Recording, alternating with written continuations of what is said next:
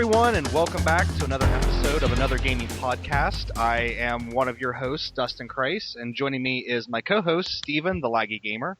Hey, what's going on, everyone? We took a little break here, holiday season, New Year's, but we're back. A month of enjoyment and games to share with everyone, and I'm excited. I'm here. Okay. And also joining us is Scott, otherwise known as Ultimate Floyd 1. Say hello, Scott. Hello, everybody. And Scott is joining... Oh, sorry, go ahead. Sorry. Oh, no, I was just going to say I wanted to thank you guys for having me on. I'm very excited to be here.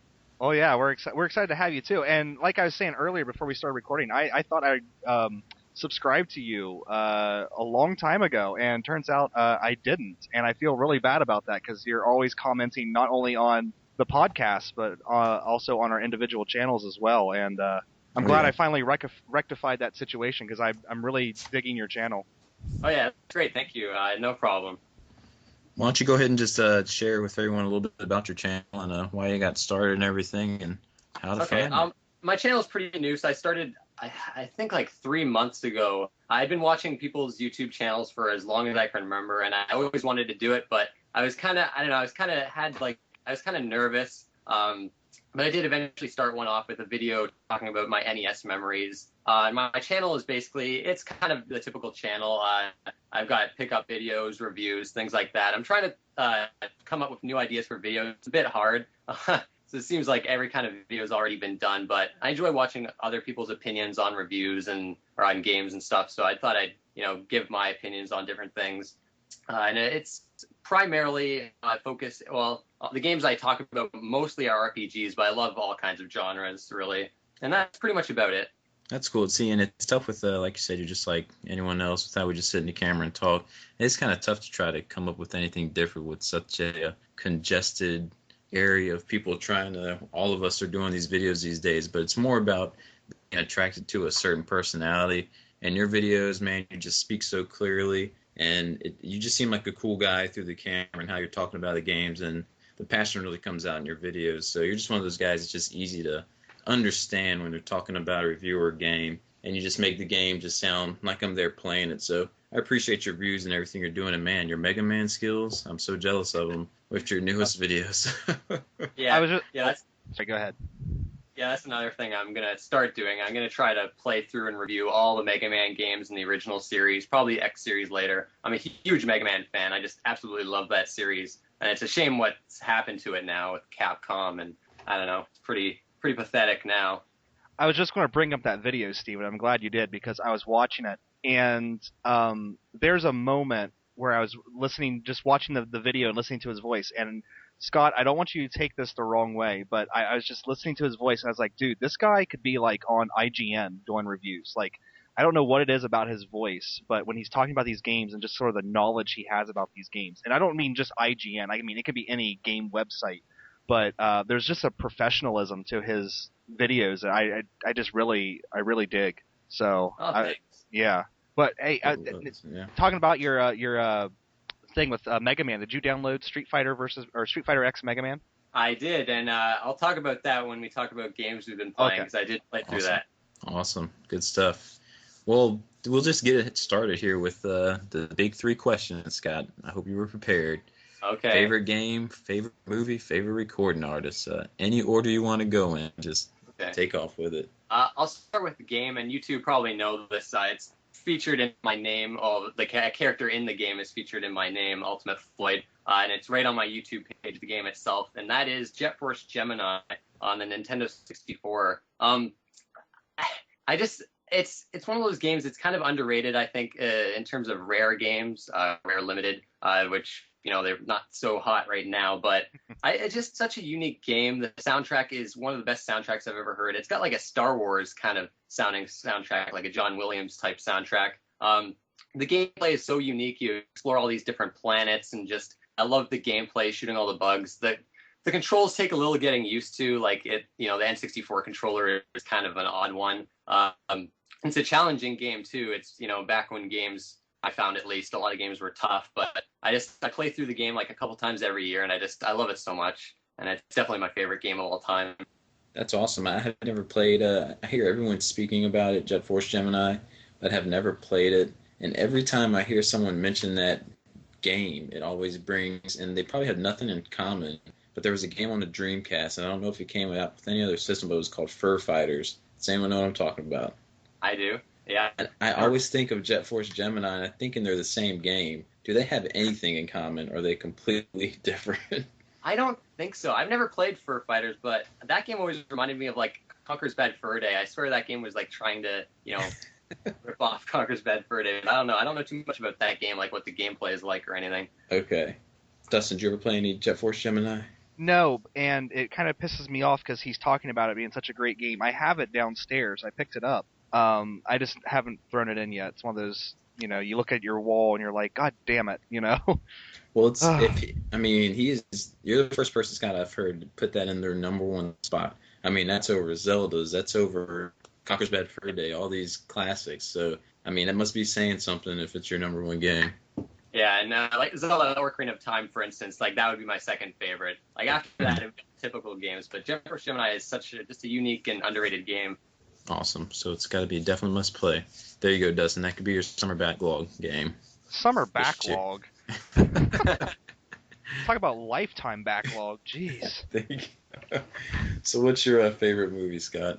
My favorite movie has got to be Martin Scorsese's Casino. Have you guys seen that?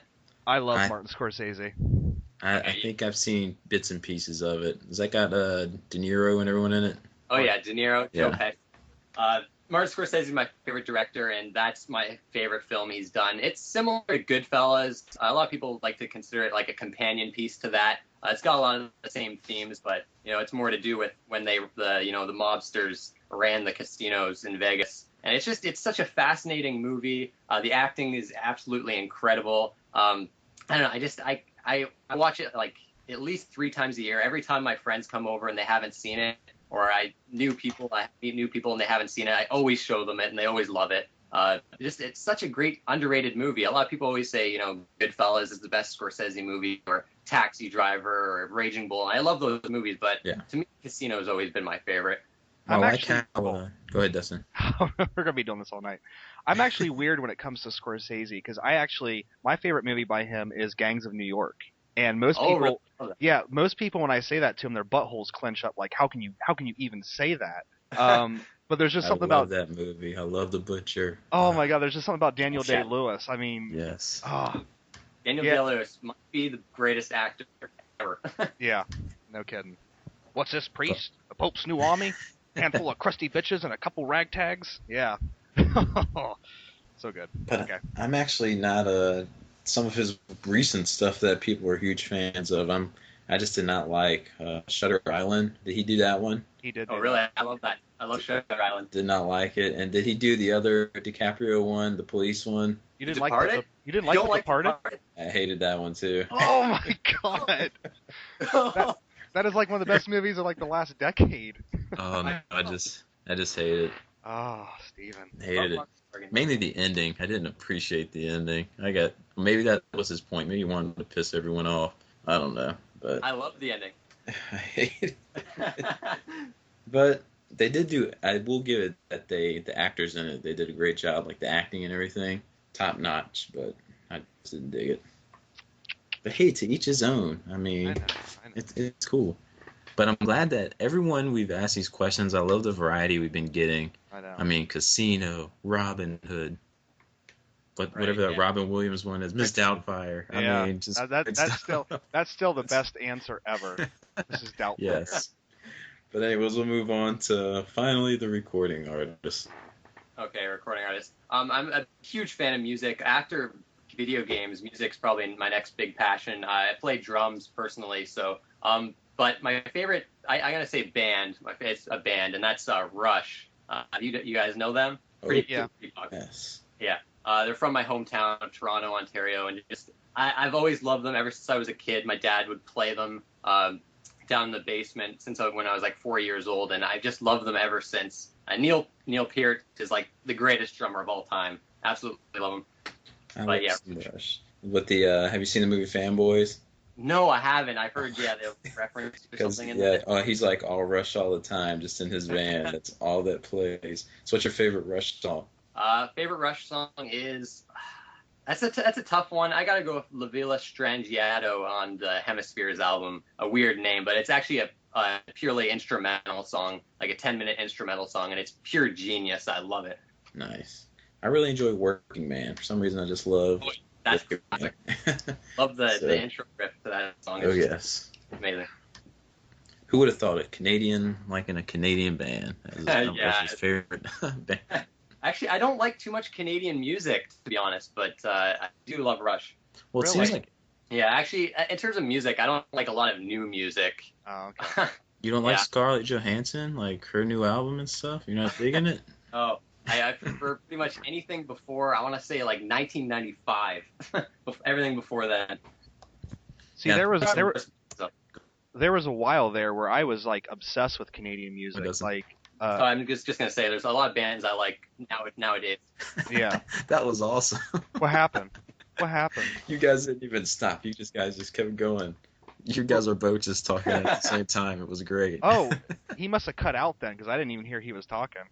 That was That's I awesome. didn't hear it either. Fantastic. Dustin, you go. I was just going to say, there's a lot of Canadian bands that I love, like Godspeed You Black Emperor, all of the arts and crafts bands, like that are part of the Broken Social scene. There's Metric. There's just a ton of great Canadian bands. I think I don't know. Well, maybe I should look into those. I actually haven't heard of any of those. Well, Metric, I think I've heard of Metric. I Yeah. haven't listened to them. Did you ever see Scott Pilgrim vs. the World? Yes, I did. Okay, the song that Clash at Demon Head play, that's a Metric song. Oh, Okay. really? Yeah. Okay. See, Dustin's like a music guy, man. Dustin can find artists I've never heard of, and they're like fantastic. So if you have any questions about music, just talk to Dustin. He'll find you some bands. I'm not that great. Oh, you're awesome. You're Not that the best. But anyways, all right. So I guess let's just get into this podcast. And with how about we only have 3 questions from the last podcast. You want to go ahead and answer those real quick? The questions from the previous episode. And we'll save our guest question till last. We'll go ahead and Anthony, my 100, sticking true. Another question here. Favorite PS2 RPG and why? And we'll let Dustin answer first. PS2 RPG, PS2 RPG and Easy. why? easy. And it's also, I mean, it's one of my favorite games of all time, and that's Dragon Quest VIII. There's no other PS2 RPG, and then there's some I haven't played, of course. But in my view, that one just took everything that Dragon Quest was and just did it up to the nines. And you'll be hard pressed to find a better looking PS2 game out there. Period. Fantastic. I love game. that art style with the Dragon Quest games. They just Yeah. Level 5 do that game back then, or was that Yes. someone else? That was Okay. level 5. Awesome. Man, their art style is great. Well, I'll go ahead and get mine out the way because I really started delving into RPGs like this generation is when I've been hitting them pretty hard. PS2, I did indulge into some. I played Xenosaga, Final Fantasy X, Kingdom Hearts, if we want to call that RPG. Yeah. But I didn't finish Xenosaga, and I didn't finish Final Fantasy X. And I did finish Kingdom Hearts, so I'd like to say that would probably be my favorite one. But from what I played of Final Fantasy X until I got stuck, I really loved that game. So I'm going to say Final Fantasy X, even though a lot of people hate that game. I really enjoyed it. The story I really enjoyed from what I was playing of it. And I like the battle system, how they kind of showed who was next in line when you put haste on, how many spots you jump up. And I kind of like how they did that battle system, showing you the order it was going to go in for the battle. A lot of people games aren't doing that these days. Maybe once in a blue moon they'll do it, but you just kind of don't know what's going to happen. So I really enjoyed that aspect of it. And it was my first, no, Final Fantasy VIII was my first. It's my second Final Fantasy game trying to play, and I really liked it. And I keep debating whether I want to start it back up again or wait till this HD remake coming out, but that's what I'm going to go with. I hope they do something with the voice acting for that HD remake.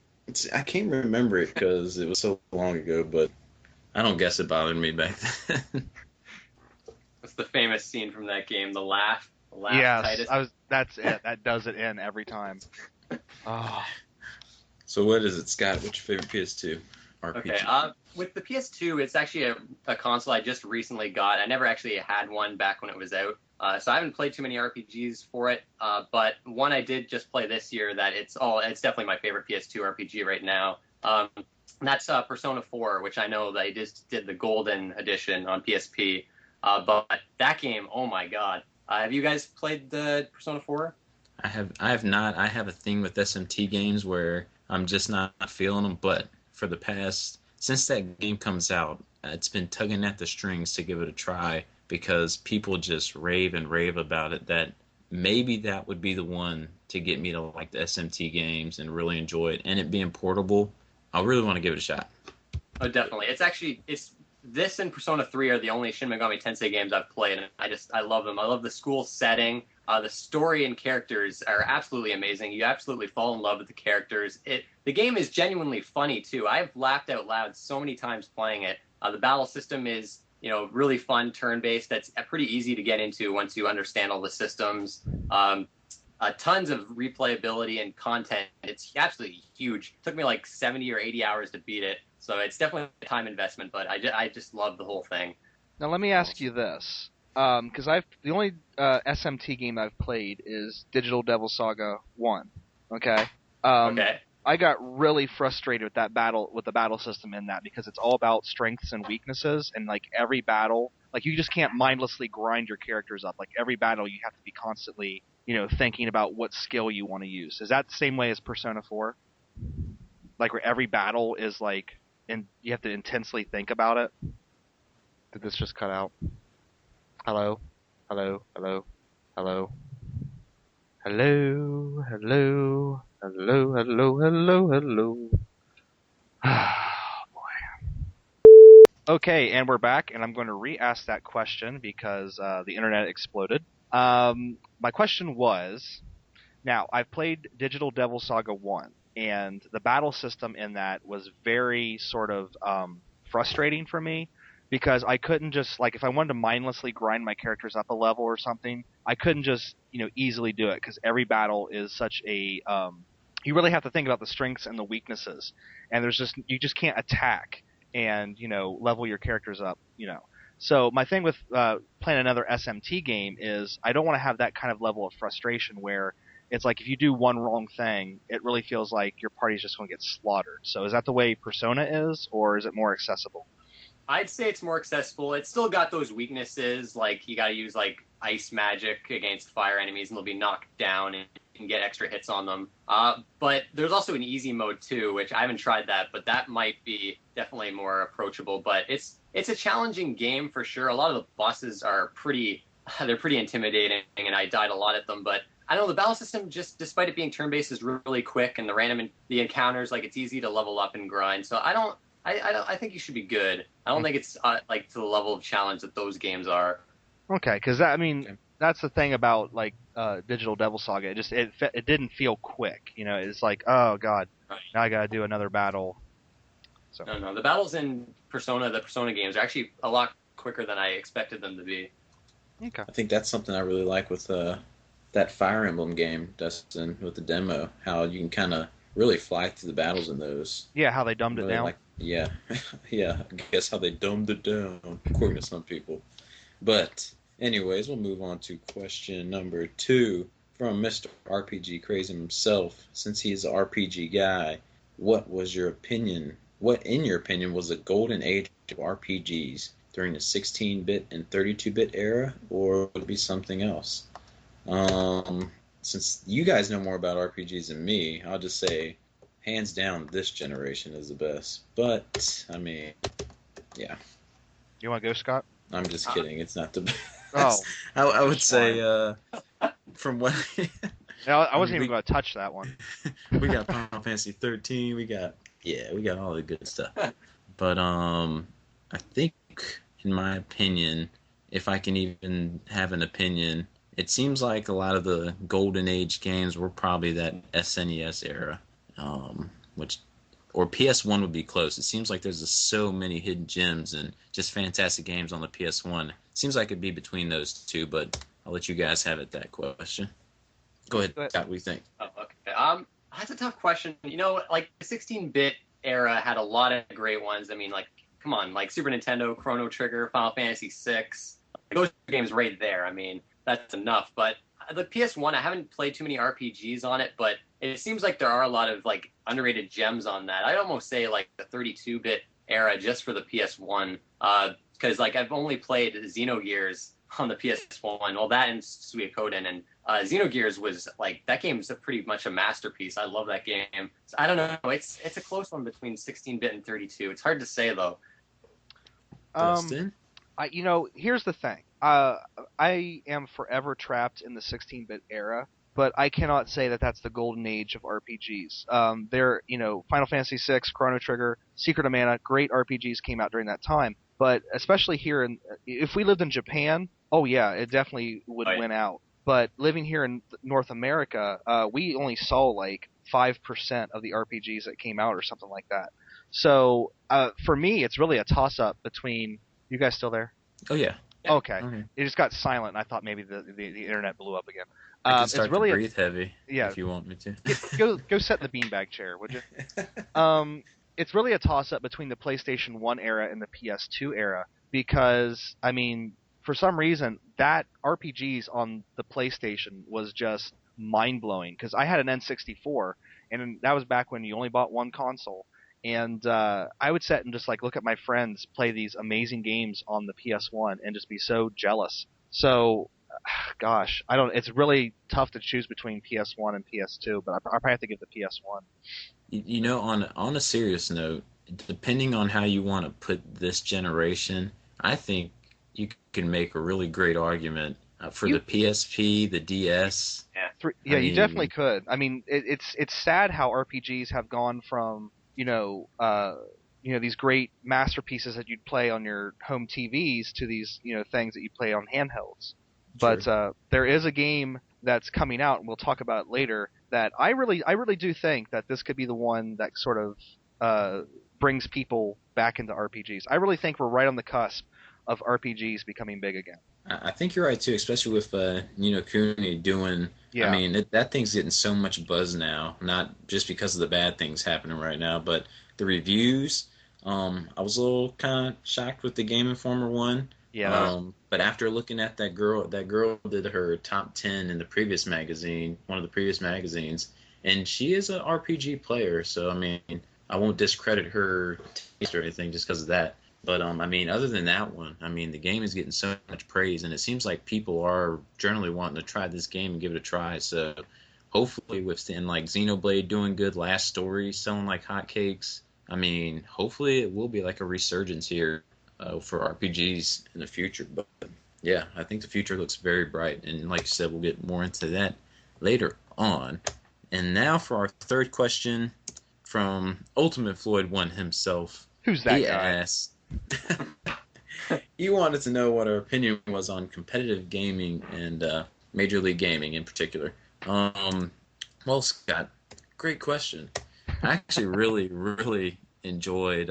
I do dispatch stuff with the police department on the weekends. That's what I did. My number 2 dispatcher. So every weekend I'm in there, and most of the times on the weekend is when a lot of the tournaments and stuff are going on, like Twitch TV and stuff. And I am just hooked on it. Like, man, it's so much fun to watch. I'm more into, back in the day, I used to watch a lot of Halo 2 tournaments and stuff. But these days, I'm really into watching the Street Fighter tournaments and the fighting game tournaments because they do such a great job with commentary and stuff on that. I'm not really into watching League of Legends or any more first-person shooter stuff. But when there's a big... They just had a SoCal Southern Regionals tournament it's like a Road to Evo event.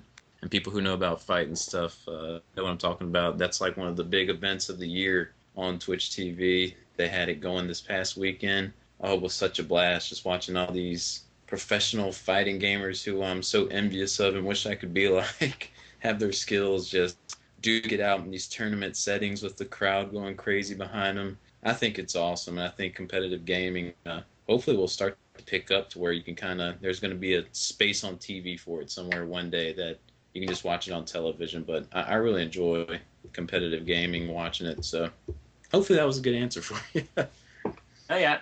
What do you think, Dustin? I guess I'm of two minds of it. On the one hand, I got really addicted to watching StarCraft, 2 tournaments, and I don't play that game at all. But I for couldn't some tell reason, what's going on when I watch those. I'm so lost. yeah, I mean, I couldn't either, but I was just like, they would put down like an installation, and like the crowd would go crazy, and I'm like, why are they going crazy? I don't understand, But I sat there for hours watching these Koreans just battle each other, and it was fun, but at the same time I had no clue what was going on. And I tried watching some the fighting game ones, and the shooter ones I don't even care. Who cares?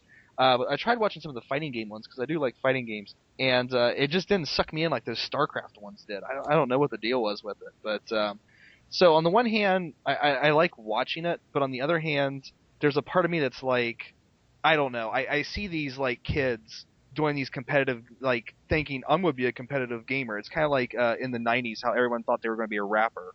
It's kind of like, no, you can do that, and I don't know. I guess if you can make a living playing video games, more power to you. But on the other hand, I see like a lot of people being like, "Oh well, I'm just gonna play Call of Duty my entire life and pay my bills." You're not gonna be able to do that. So I think with the fighting one, I think they'll try to do little dinky dink tournaments here and there on Twitch, and yeah, those aren't too fun to watch, especially if you don't got a crowd in there. yeah. When Evolution runs around here this summer, tune in on a Sunday when the finals are happening.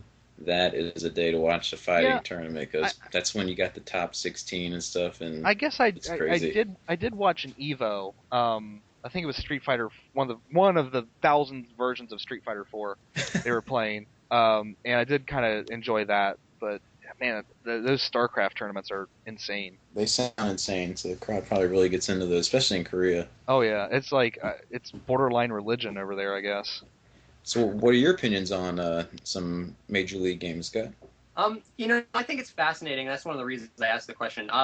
My brother is actually super into it now, and this goes on what Dustin was saying. He thinks he can be this, major league gamer that can make money just playing video games. He basically sits on his ass playing the same game 8 hours at a time, just trying to get better. And I don't know, on one hand, it's exciting to watch these people play these games, especially StarCraft. The StarCraft 2 playing is fascinating. But when you get into the shooters, I find it's kind of, I don't know, like, and a lot of the personalities, like the people my brother plays with, like these kids are complete douchebags because they think they're great at this game. Can you say what game it is? Like, what games you playing? It was Halo 4, but now it looks like it's going to be Black Ops 2. Okay. It's the same shooters, and it's just repetitive, I find. But it's definitely fascinating. And, the fighting tournaments, I haven't watched any of those. I imagine those would be fascinating too. But just something I've always been interested in because it seems to be getting more and more popular every day, the Major League Gaming. Well, I know for me with I play Halo 4 probably 3 nights at least a week now with my buddies online. I actually just played with Mr. Doomways himself, Chance, the other day. And, man, I'm not trying to gloat or anything, but I'm pretty good at that game. Like I'm consistently 25 to 30 kills like every match, and that's pretty good when you're on a team of 4 people. And I'll sit there and think like, man, I know I could probably go online and beat some of these professionals, and then it probably hits reality. It's like if you're playing like basketball on the court and you're beating all these little kids, and then you go step up with the big boys and they're jumping over top of you. You're out in the playground playing horse, and you're like, shit, I can take Michael Jordan. And I'm probably thinking, okay, yeah, I'm good here sitting in my house, but I mean, these professionals would probably still wipe the floor with me. So, but I don't know. I would never think ever I could do any type of game professionally, but it brings to mind something that I saw in a recent movie. Have either of you seen Cosmopolis? No, I want to. Okay. It's a brilliant film, but it's not for everybody. It's very, very talky. Very talky. You have to like very verbose films. But they talk about how the financial market is all about like fractions of a millisecond. Like that's how quickly these transactions are going.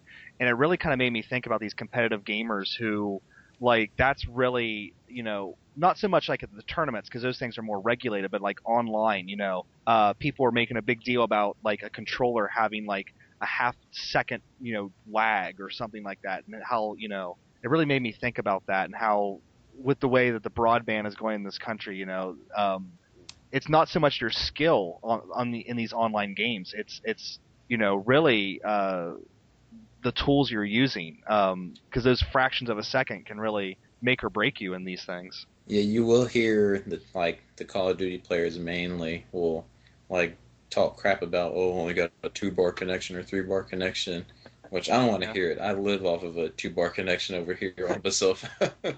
But yeah, that is, you're right, Dustin. It's like whoever has the best high-speed internet, whoever has the best is going to have the upper hand. That's how it goes.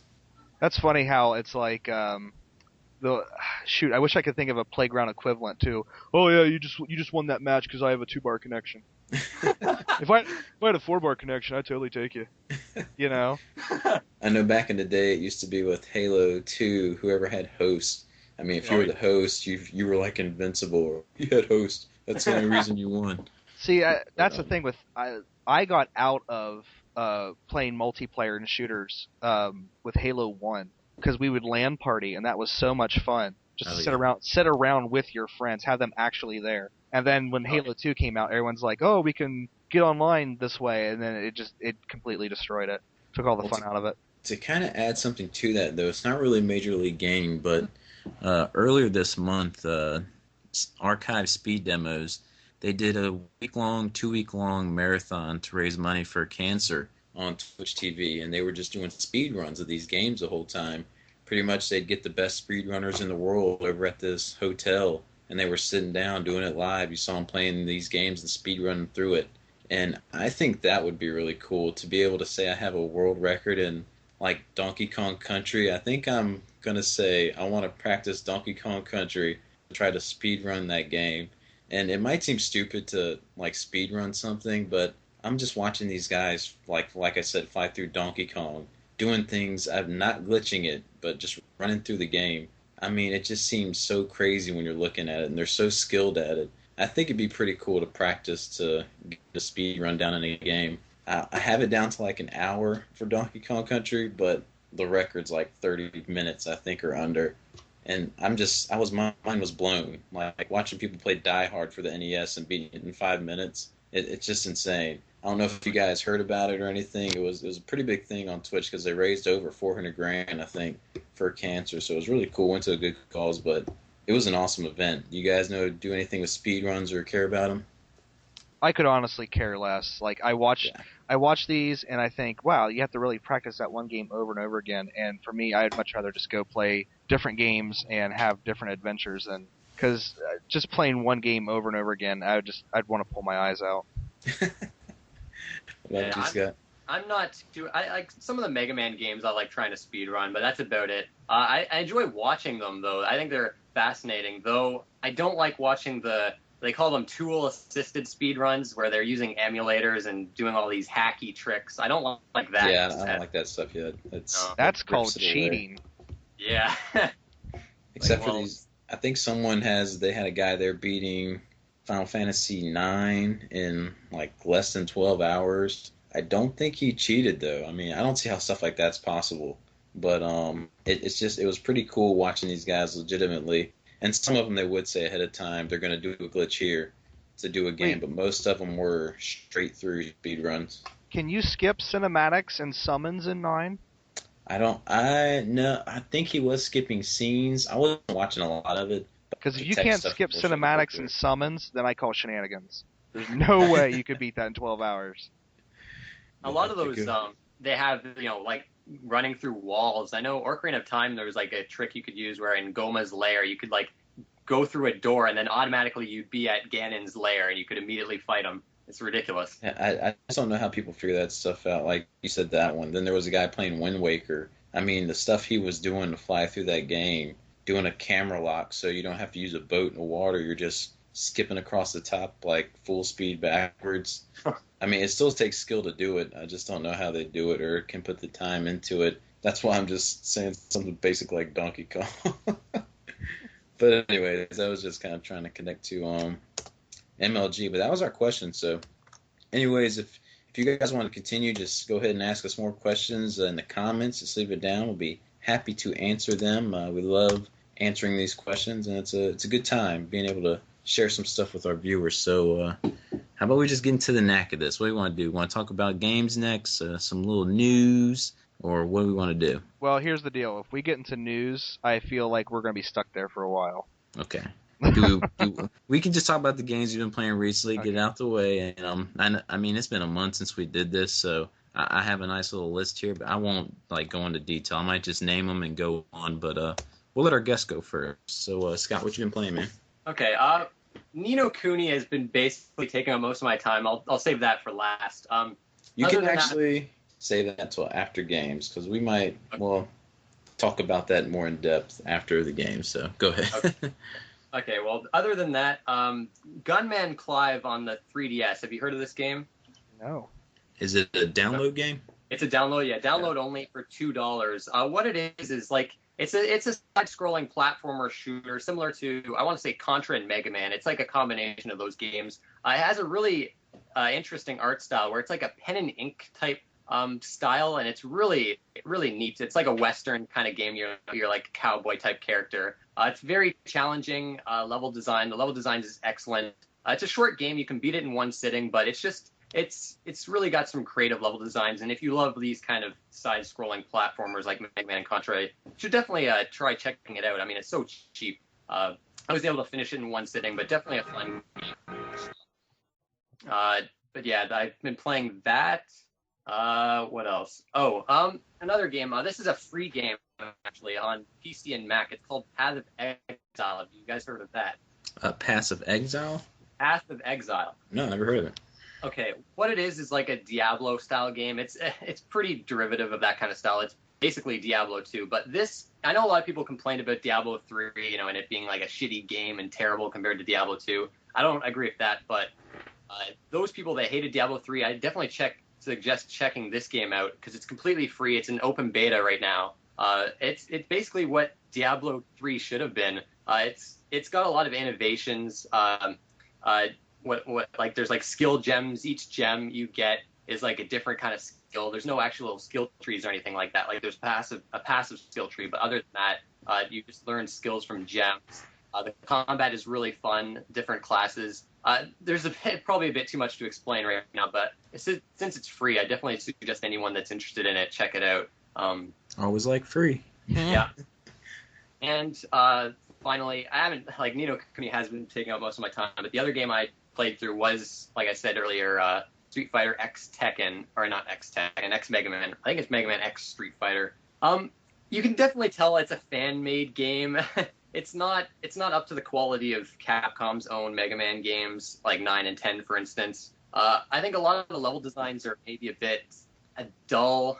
Dulcim's level in particular, I think that's a terrible level. It's non-linear, but in a kind of a clunky way. It's pretty easy as far as Mega Man games too, in terms of the levels, but the bosses are hard, but for the wrong reasons, I find. Because the Street Fighter influence, they have like all these different moves they can do, and of course they can charge up their super abilities and can shoot those. With other Mega Man games, the bosses seem to have very specific patterns that you can learn. These bosses, they just go all out and use whatever power they feel like. So I found it really hard to dodge attacks, and they're honestly kind of frustrating in kind of an annoying way. Bosses. When I got like Vega, for instance, like in the towards the end of the game, like he's so cheap. It's unbelievable how frustrating he was. But I couldn't get past the first boss. So. Oh really? I just, the boss. Oh, easy. We're getting some cutout from you now, Scott, but I think it's clearing up. So yeah, I just love the amount of frames of animation that each of those characters have. Like when Ryu charged up and threw a super fireball at me, I literally dropped the controller because I was like, that was fucking awesome.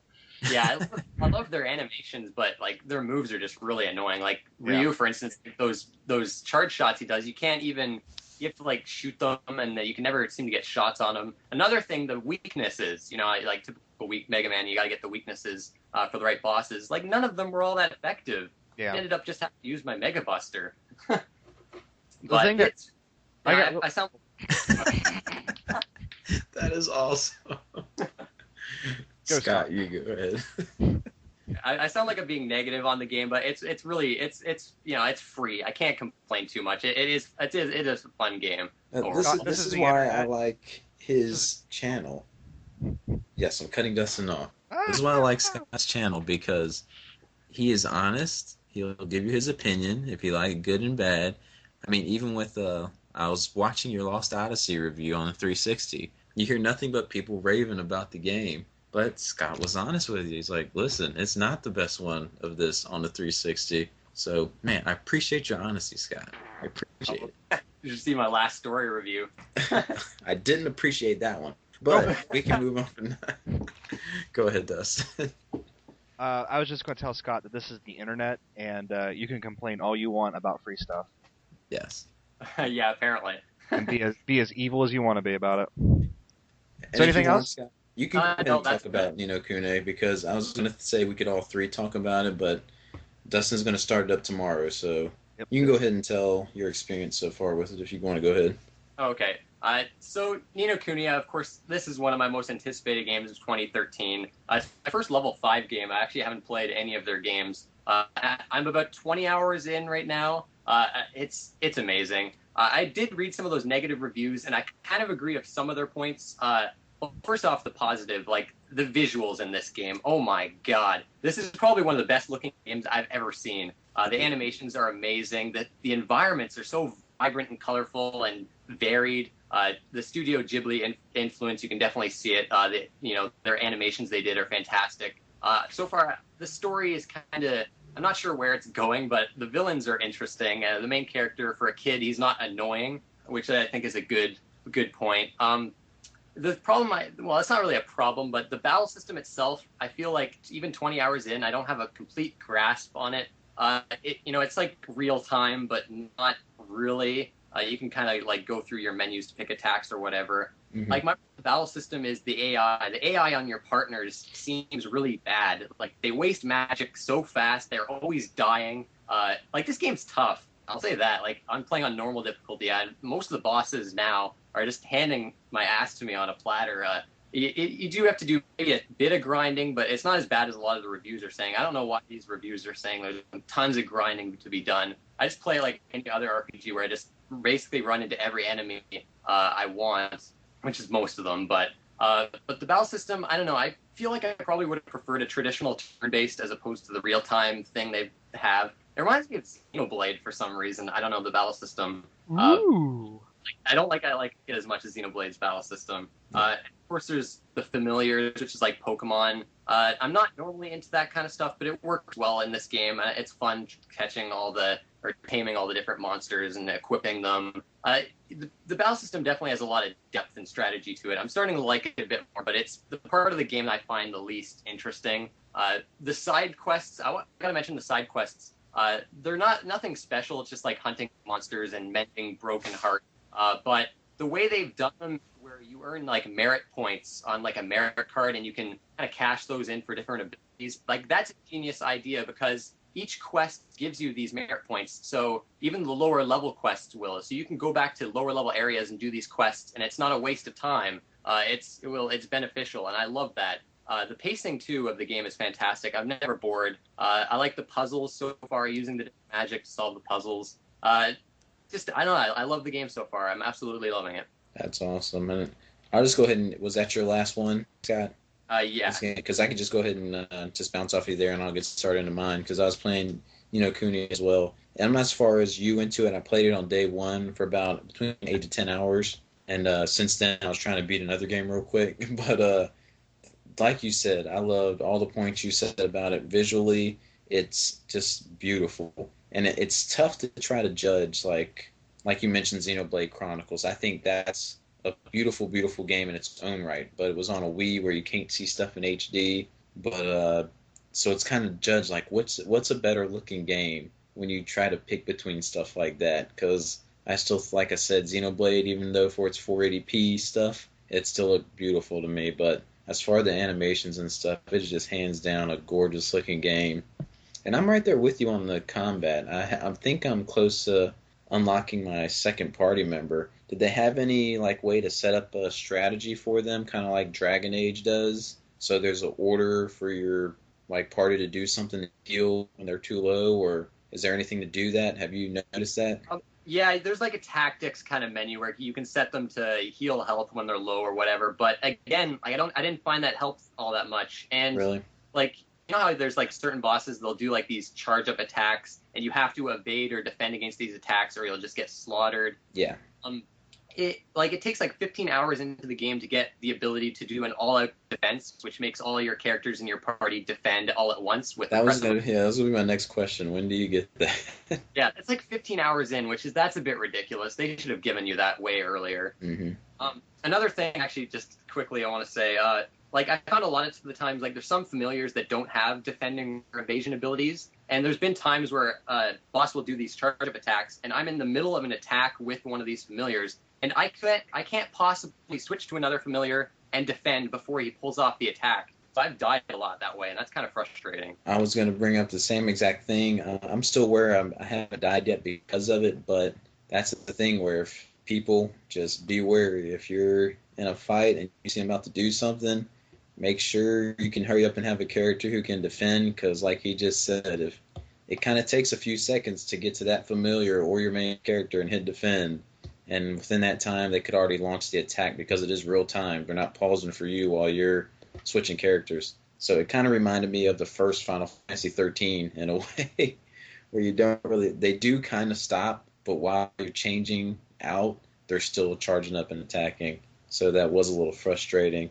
And like, I enjoyed everything about it. I think like Scott was saying, the only downside kind of was the combat. I enjoy having the familiars, but it's just not the same as like your character, like Oliver, being the one attacking. And yes, in the game you can switch to Oliver and he can do cast the spells and attack and everything, but it always seems like your familiars are stronger unless you want to cast a spell with Oliver. But at least they have it to where, yes, you can add armor and stuff onto the familiars, giving it more of a thing, and then giving them treats and stuff to help level them up. But I would have liked, I'm kind of like you, Scott, I would have liked a more traditional type of battle system. I know how they're trying to do more with the game, but sometimes I think you can do too much, and it can kind of hurt. It seems kind of like overload sometimes, and I can kind of see maybe where you're at. Like right now, I'm really flying through battles and just all out attacking, but I know it's going to get to a point where I'm probably going to have to take my time, get ready to time out a defend here or there, because I can see where it's probably going to get frustrating down the road. But it is a beautiful game. I love the soundtrack, love everything about it. So hands down, a wonderful game. I don't know if it's early impressions. I don't know if it'll top Xenoblade Chronicles for me. That's like my number one RPG right now. But we'll see how it goes with the story and stuff. So really enjoying it. As far as anything else I've been playing, I got a lot of stuff here, like I said, but I might just mention some stuff. And Dustin's played some of them too, so maybe I'll let him talk more in depth. Like, I've touched some Unchained Blades download title for the 3DS now. I know me and Dustin bought it about a week or so before me, then I finally got it. And it's just your first-person dungeon crawler experience, but he's way further in that game than me. So I'll let him talk more about that. But all I can say is, first couple chapters ticked me off. Dustin will know what I'm talking about. And I just, you feel like you do something, then you get kicked in the rear. Once you get to chapter 4, though, everything clicks together.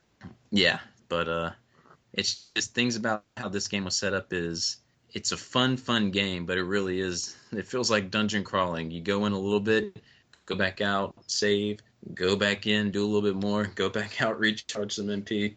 But again, I'll just let Dustin talk about that. Here's a Ruin. Me and Dustin both were playing that online here and there a little bit. We're trying to find a co-op game to play together. So I convinced him to pick it up, and it's really it's a dungeon crawler in its own right, but more like a Diablo style. And it was fun playing online, but the game is so dumbed down easy. I mean, I don't say like it was just so easy. Like there was no challenge. And I think Dustin can agree. We're just like flying through these levels, and I don't know what we're even doing it for. I just know we're getting some loot, but I don't. It just seems too easy. What about you, Dustin? Does it just seem too easy? It's just a very bland game. There's nothing. I mean, there's just nothing to. I mean, I was actually thinking about talking to you about that. I was like, do you even want to continue playing it? Because honestly, I just don't know. But there's a lot out right now, and we put a few hours into it, and I think it's only a 12-hour game, and I think we're already 26 or something percent through with it, but that's only for playing it for 2 sit downs. But so we probably could knock it out and give you guys our thoughts on it, but I don't think we're having that much fun playing it.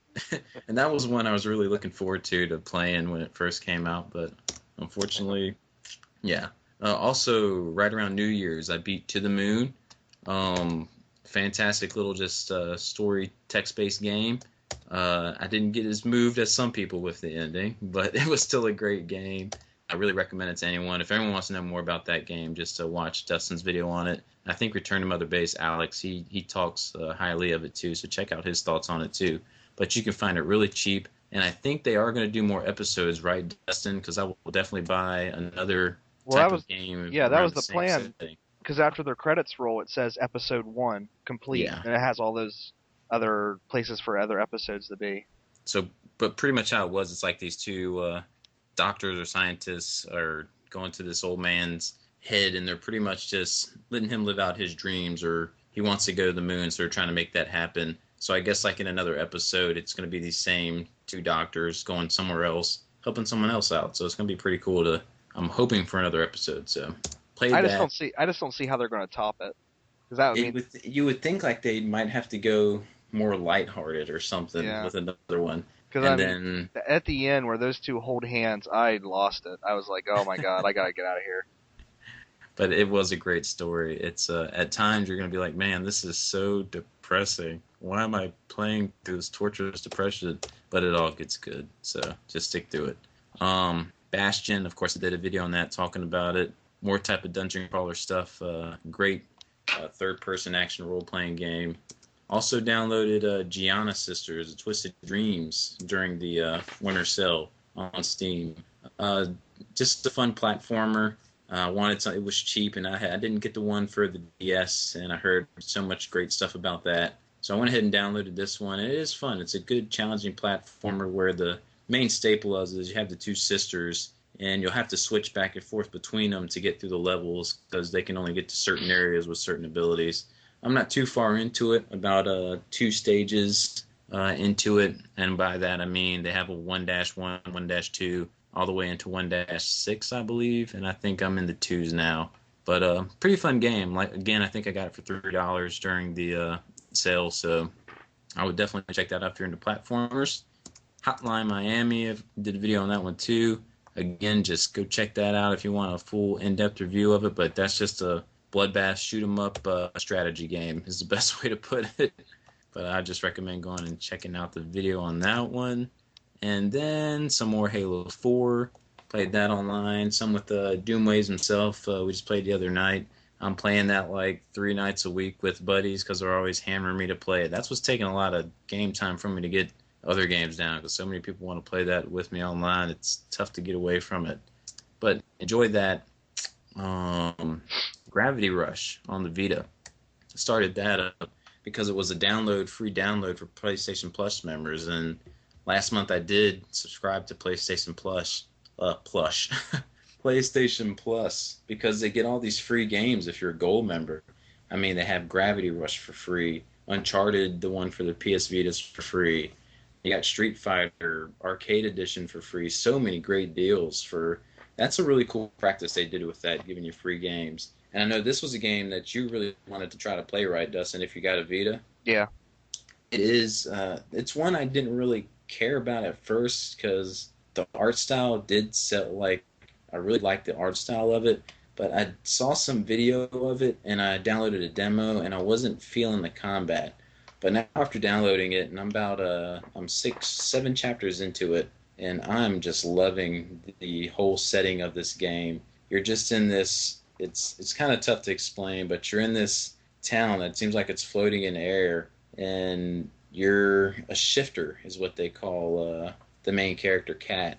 And she doesn't know why she's there. She's lost her memory. She's not sure what's going on. But yeah, she can defy gravity, and you're basically just flying around through the air. You can do whatever you want, go anywhere with because you can control gravity. And it's just a blast going through this game. It's pretty much set up mission based. You do a mission, and it unlocks another mission, and that's how the story unfolds. Right now, I still don't really know what I'm going after. I know there's another shifter that's kind of like me who I'm trying to find.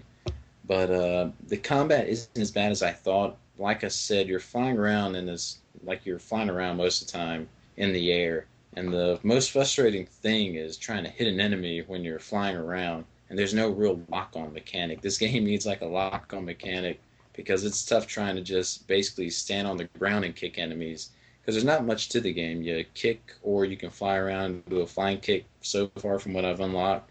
And there doesn't seem to be too much more. But it really needs a lock-on mechanic that would make things easier. But you basically go into an area, clear some enemies out. Once in a while, you get a boss fight. But the art style in this game just looks beautiful. I love the art style to it, and I love the music in the certain areas. I was in one area, and I defeated a boss, and it actually added on a new place to the city hub. So now I got a whole new area of the city to explore, and it's huge. Everything is huge. So it's a really fun game. Art style and the music, it's really fun. Just two more here. I won't keep dragging this on. Matrix Path of Neo for the PS2. For some reason, this was before the last game I talked about. I wanted to play an action game just to shoot up people and kick people in the face, and I've been wanting to play that one for a while, and I haven't finished it yet. But I mean, for a Matrix game, you're just playing as Neo, and it's pretty much his path from taking the pill, and I think it explores all three aspects of the game, of the movies. And it's been a blast just going back to the Matrix and hearing the soundtrack that was in the movies because it's in the game, playing as Neo with all these powers, and you actually do have a ton of fighting moves to do in this game, and slowing down time and dodging bullets, running up walls. It's just lots and lots of fun as for an action game. Have either of y'all played The Matrix Path of Neo? No. No, I played the one before it, Enter the Matrix. Enter the Matrix, yeah. I hated it. Yeah, it's way better than that game. That game is nothing compared to this one. I mean, PS2, so the controls, they're not as refined as they are these days, but I'm still having a blast with it. And last but not least, a video I will hope have up tomorrow, Anarchy Reigns. Does anyone remember this game was supposed to be coming out? Yeah. Dustin? I remember hearing the title, but yeah. It's a game by Platinum Games, and I really think it's going to be like a hidden gem of this year. Because, I mean, if you blinked, you would have missed the game, because I completely forgot about it. And when I went to GameStop to just look for a game, it was just sitting in a display box. They didn't even have any copies on the shelf. And it was actually the last copy, the one I got. And the guy said they were selling like crazy when he got them, but they only got 10 in. So I don't know if it's going to be a game that's going to be hard to find later because it was limited quantities coming in. But it was only $29.99 when it came out day one. And I don't know if Vanquish or Bayonetta were like that or not, but for $30, you really get a bang for your buck. It is just a beat-em-up style game that it's just so brutal. Did anyone play Mad World? Yeah. How about you, Justin? Mad World? Yeah, I played a little bit of it. It's got the same character from that, Jack, and it seems just as brutal as that, but I never played Mad World, so I couldn't really compare it. But apparently he's from that world.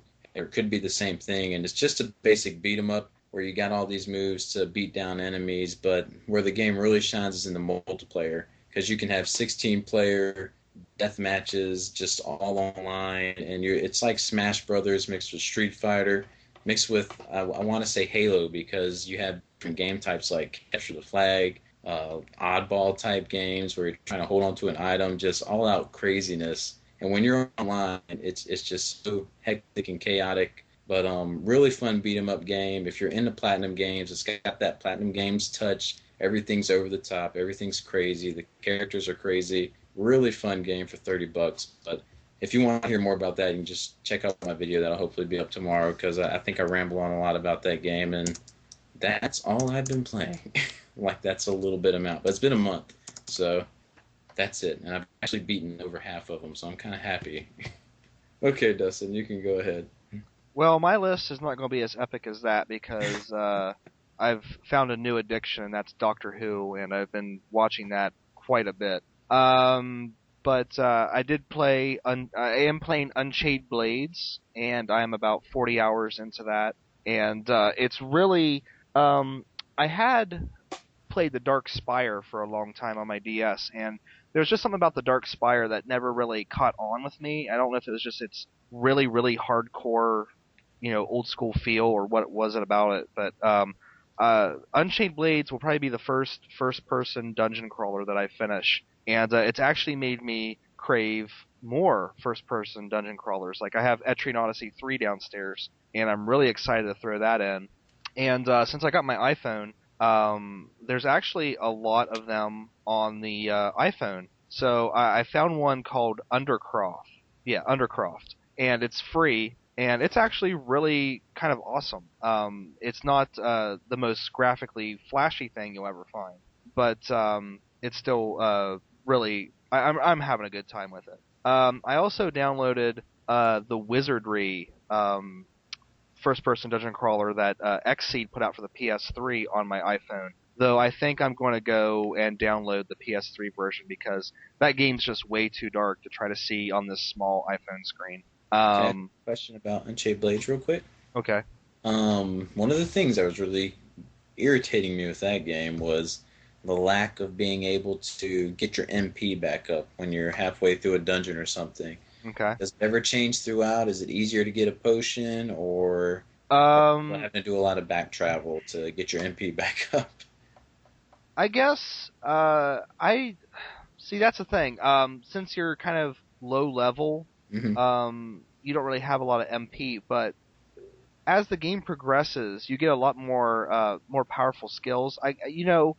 I usually don't really find a problem with going back to town, because usually by the time I'm out of MP and have to go back to town to heal up, there's another reason I have to go back to town anyway. So it's not something that ever really bothers me to go back to town. But I do have a stockpile of MP healing items just because I never use them. I'm able to stockpile them up a little bit, but I haven't come across a store where you can buy those yet. This is how you can tell I'm getting spoiled by this generation, because this game is like very old school in the sense where I'm so used to when I'm at a save point now, like in Kune, it's recharging my MP for me, and stuff like that, or like in the dungeon crawler, I know in Unchained Blades there's waystones that you can save at. Like it seems like, well, why don't you just make it easy so I can just teleport back to this waystone so I don't have to walk all the way back to it. Just little things like that current gen games are doing. But I mean, Unchained Blades, it's really sticking old school. That's what gives it more of a challenge. I think that's what people really like about it, though. So Chapter 3 was a complete bitch because you're stuck with what's his name, Lucius. You're stuck with him all by himself. That was probably the most. Luckily, it's a short chapter, but man, that was annoying because it's just like I was going back to town like every 5 minutes. But once you get past Chapter 3 and you get to Chapter 4, you get the entire team together, and you're just like, you feel super powerful. Yeah, I think you're almost at the end, so you should push through that, Dustin. Yeah, there's on hold. There's 7 chapters, and I'm on 6, so. Oh, so close. I know. Okay. But there's also, I guess, an infinite dungeon, like post-game, so. Oh, wow. Yeah. All right, you can continue. Sorry for interruption. Well, the one thing I was going to say about Unchained Blades that really struck me as awesome is it reminds me of when I was younger and I played Dragon Warrior, because I always thought, the big thing was, Dragon Warrior 1, you had one guy and one enemy. Then Dragon Warrior 2, you had multiple enemies. And I always thought, like, why don't they make it so you fight multiple screens of enemies? I always thought that was, like, the natural progression that Dragon Warrior would go. And here, Unchained Blades, as far as I know, it looks like you can have maybe up to 5 screens of enemies, but 3 is the maximum I've seen right now. But you'll have multiple screens of enemies fighting you, and you have to hit the L and R button to see them. It's really. I'll say one more quick question for just real quick about the main character. I'm getting a sense, and I'm not as far as into it as you. Is he kind of like Luke from Tales of the Abyss? Is he changing, or is he just being himself?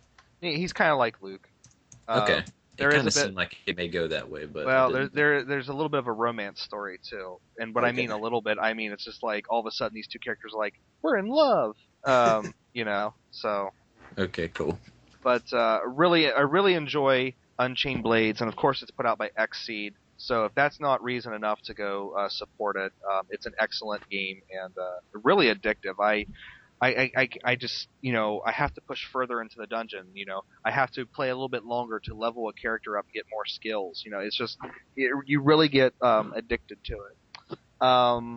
Let's see what else. I've been playing Devil May Cry, the new Devil May Cry game that came out. And I know, Steven, you sent me a link to that review. Mr. Adam Sessler's review, yes. Yeah, and honest to God, like, I couldn't disagree with that review more. I sat and watched it, and I'm like, why is he treating this video game like it's high literature? I think he's thinking that more of the dialogue maybe was just irritating him. Like, it just was over the top. I don't know. It is over the top, and I think people kind of tend to forget that maybe, Devil May Cry, when it first came out, that's how it was. It was kind of shallow and kind of stylish and over the top. That's what really drove people crazy about it. They loved that about it. But it's maybe it was all the F-bombs. I don't remember all those F-bombs being in the first one. Yeah. No. But the thing of it is, Ninja Theory is in charge of this game. They're the ones that made it. And they made one of my favorite games of all time, which is Enslaved. And they're not going to put out a crappy product. And I see people, what they say about, like, Dante, about how he's always, dropping F-bombs and giving demons the finger. But I look at other moments, like when he's talking to the female character whose name I can't remember right now. And there's these moments where I really feel like the character is, and this is me, I just talked about how, that guy is treating it like it's high literature, and this is me reading too much into things. But I really feel like Dante, when you look at the character's life, he's had a really kind of a rough life. So he's acting this way because it's almost like that's how he thinks people think he should act. And then there's certain moments where you see sort of the real Dante, the more heroic, nice person. So I don't know. I think there's more depth to it than what people are saying. And I do realize that people are like, oh, the story's crazy because, it's demons versus... But that's what's always been. So And what do you buy Devil May Cry for anyway? The combat. And if you're having fun with combat, then that's all that really matters. Yeah, it's a fun game, and the story is keeping me entertained. And yeah, there's certain moments where there was like an interchange between Dante and his demon where he's like, fuck you, and she's like, fuck you, and he's like, no, fuck you. And, there was a little bit of a cringe-worthiness there. But there's also other moments, like when he's talking with his brother, that are really good. And I guess, there are moments of cringe-worthiness in it, but on the other hand, I'm really enjoying the game. I really think it's really quite good. What else have I been playing? Oh, I hooked back up my Neo Geo X because I watched Soft Otaku's video where he got one, and he was talking about the controller lag. And I really started to notice it after I watched his video. I put in Alpha Mission, or started up Alpha Mission 2, hit the control stick, and watched as there was a noticeable delay between me hitting the stick and the ship going to the left. That being said, though, on the handheld, you don't have that lag. So it's something to do with that USB controller for the main set, which is kind of shitty, but I didn't buy it to like hook it up to my TV. I bought it for the handheld itself because when they first presented it, it was just the handheld. So I still enjoy it, but that controller issue is very noticeable, and I did notice it in other games as well. So like when you're playing like the fighting games and stuff like that, it really kind of throws your timing off. And I was having a really hard time playing Real Bout Fatal Fury with that controller lag. Have you watched the video yet with anyone else saying anything positive like you were about it? It seems like everything I watch, everyone's just ripping that's the thing about my video, though, and I feel like a bunch of people jumped my shit because it was literally an out-of-the-box thing. And whenever you get something straight out of the box and plug it in, you're usually pretty enthusiastic about it because you're like, oh, man, I finally got it.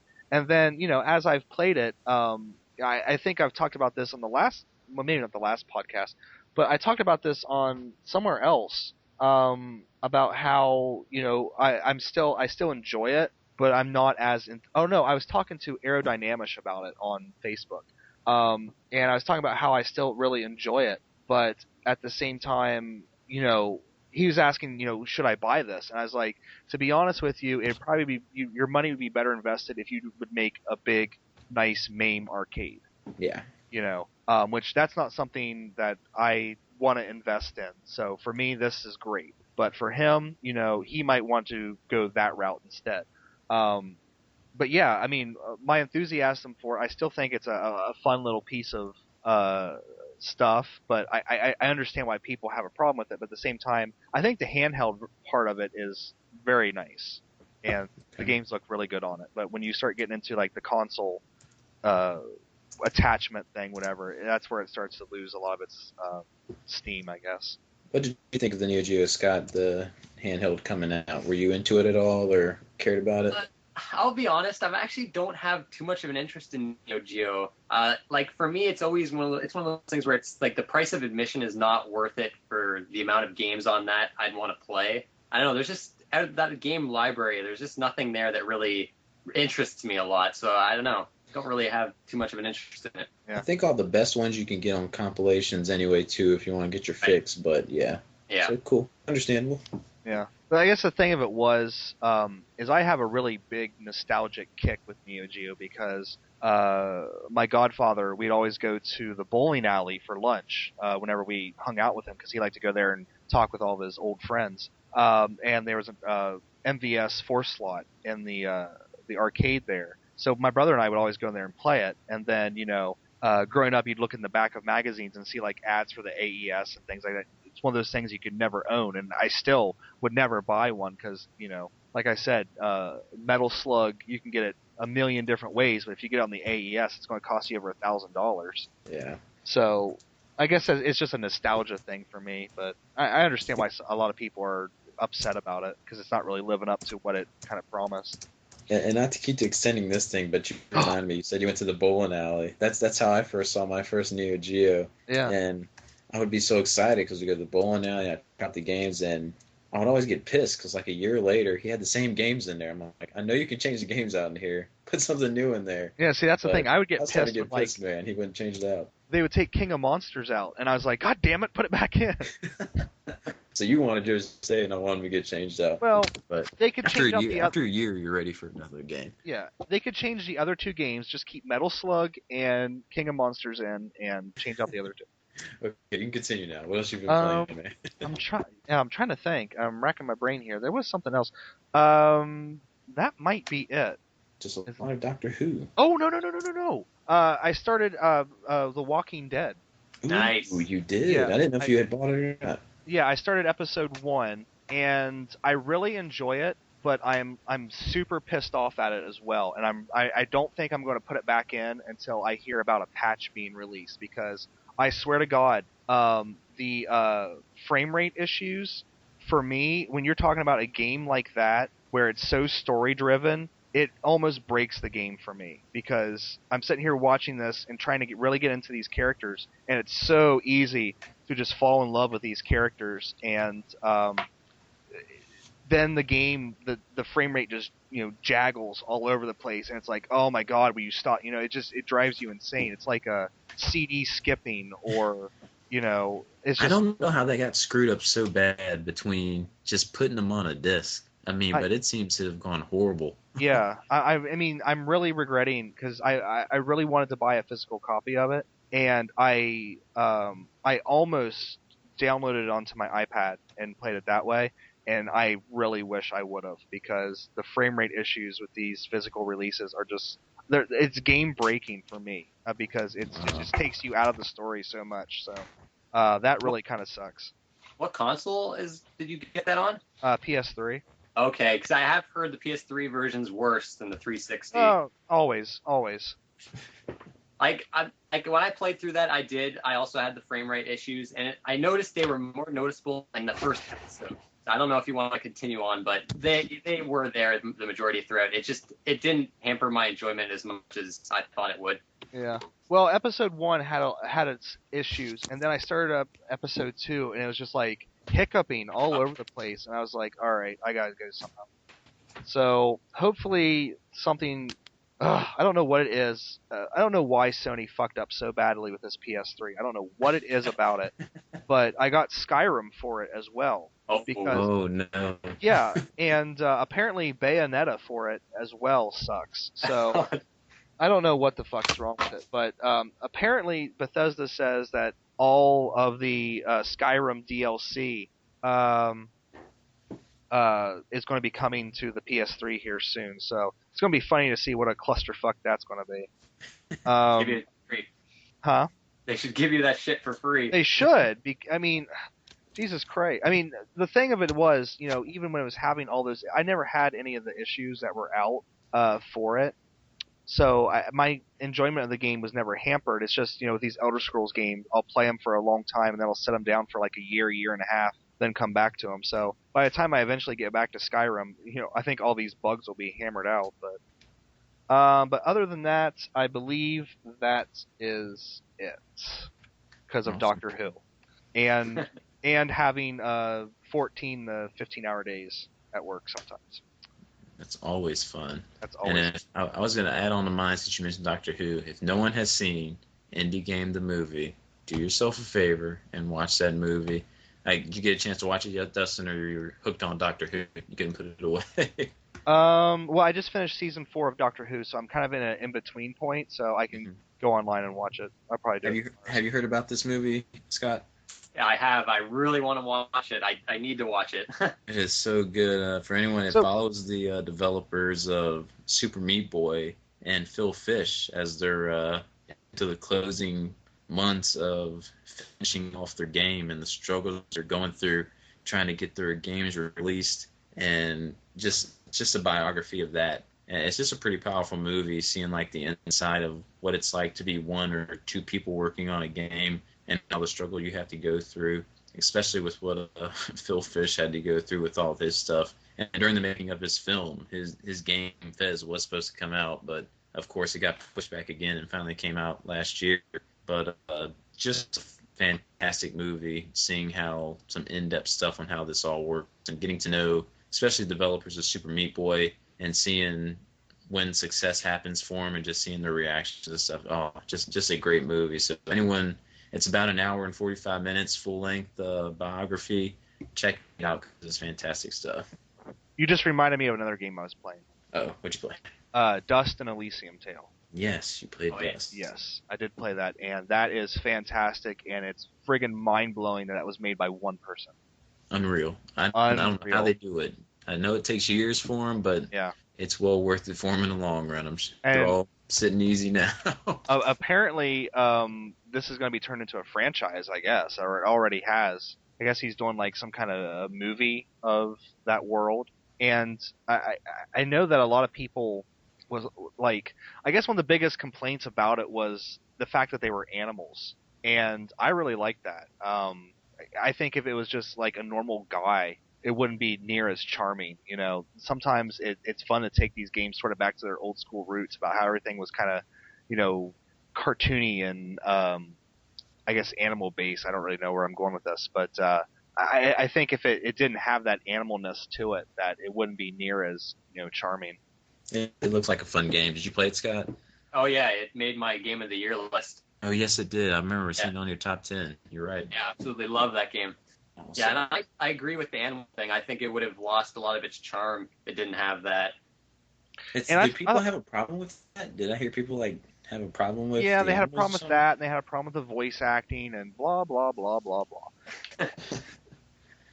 Well, good. So that's the games we've been playing recently. So before we get started, I know Dustin's just itching to talk about that trailer. Oh God!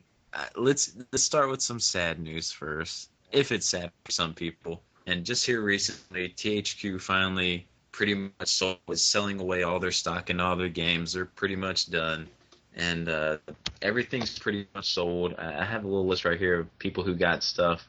Sega bought the rights to Companies of Heroes 2, Warhammer series.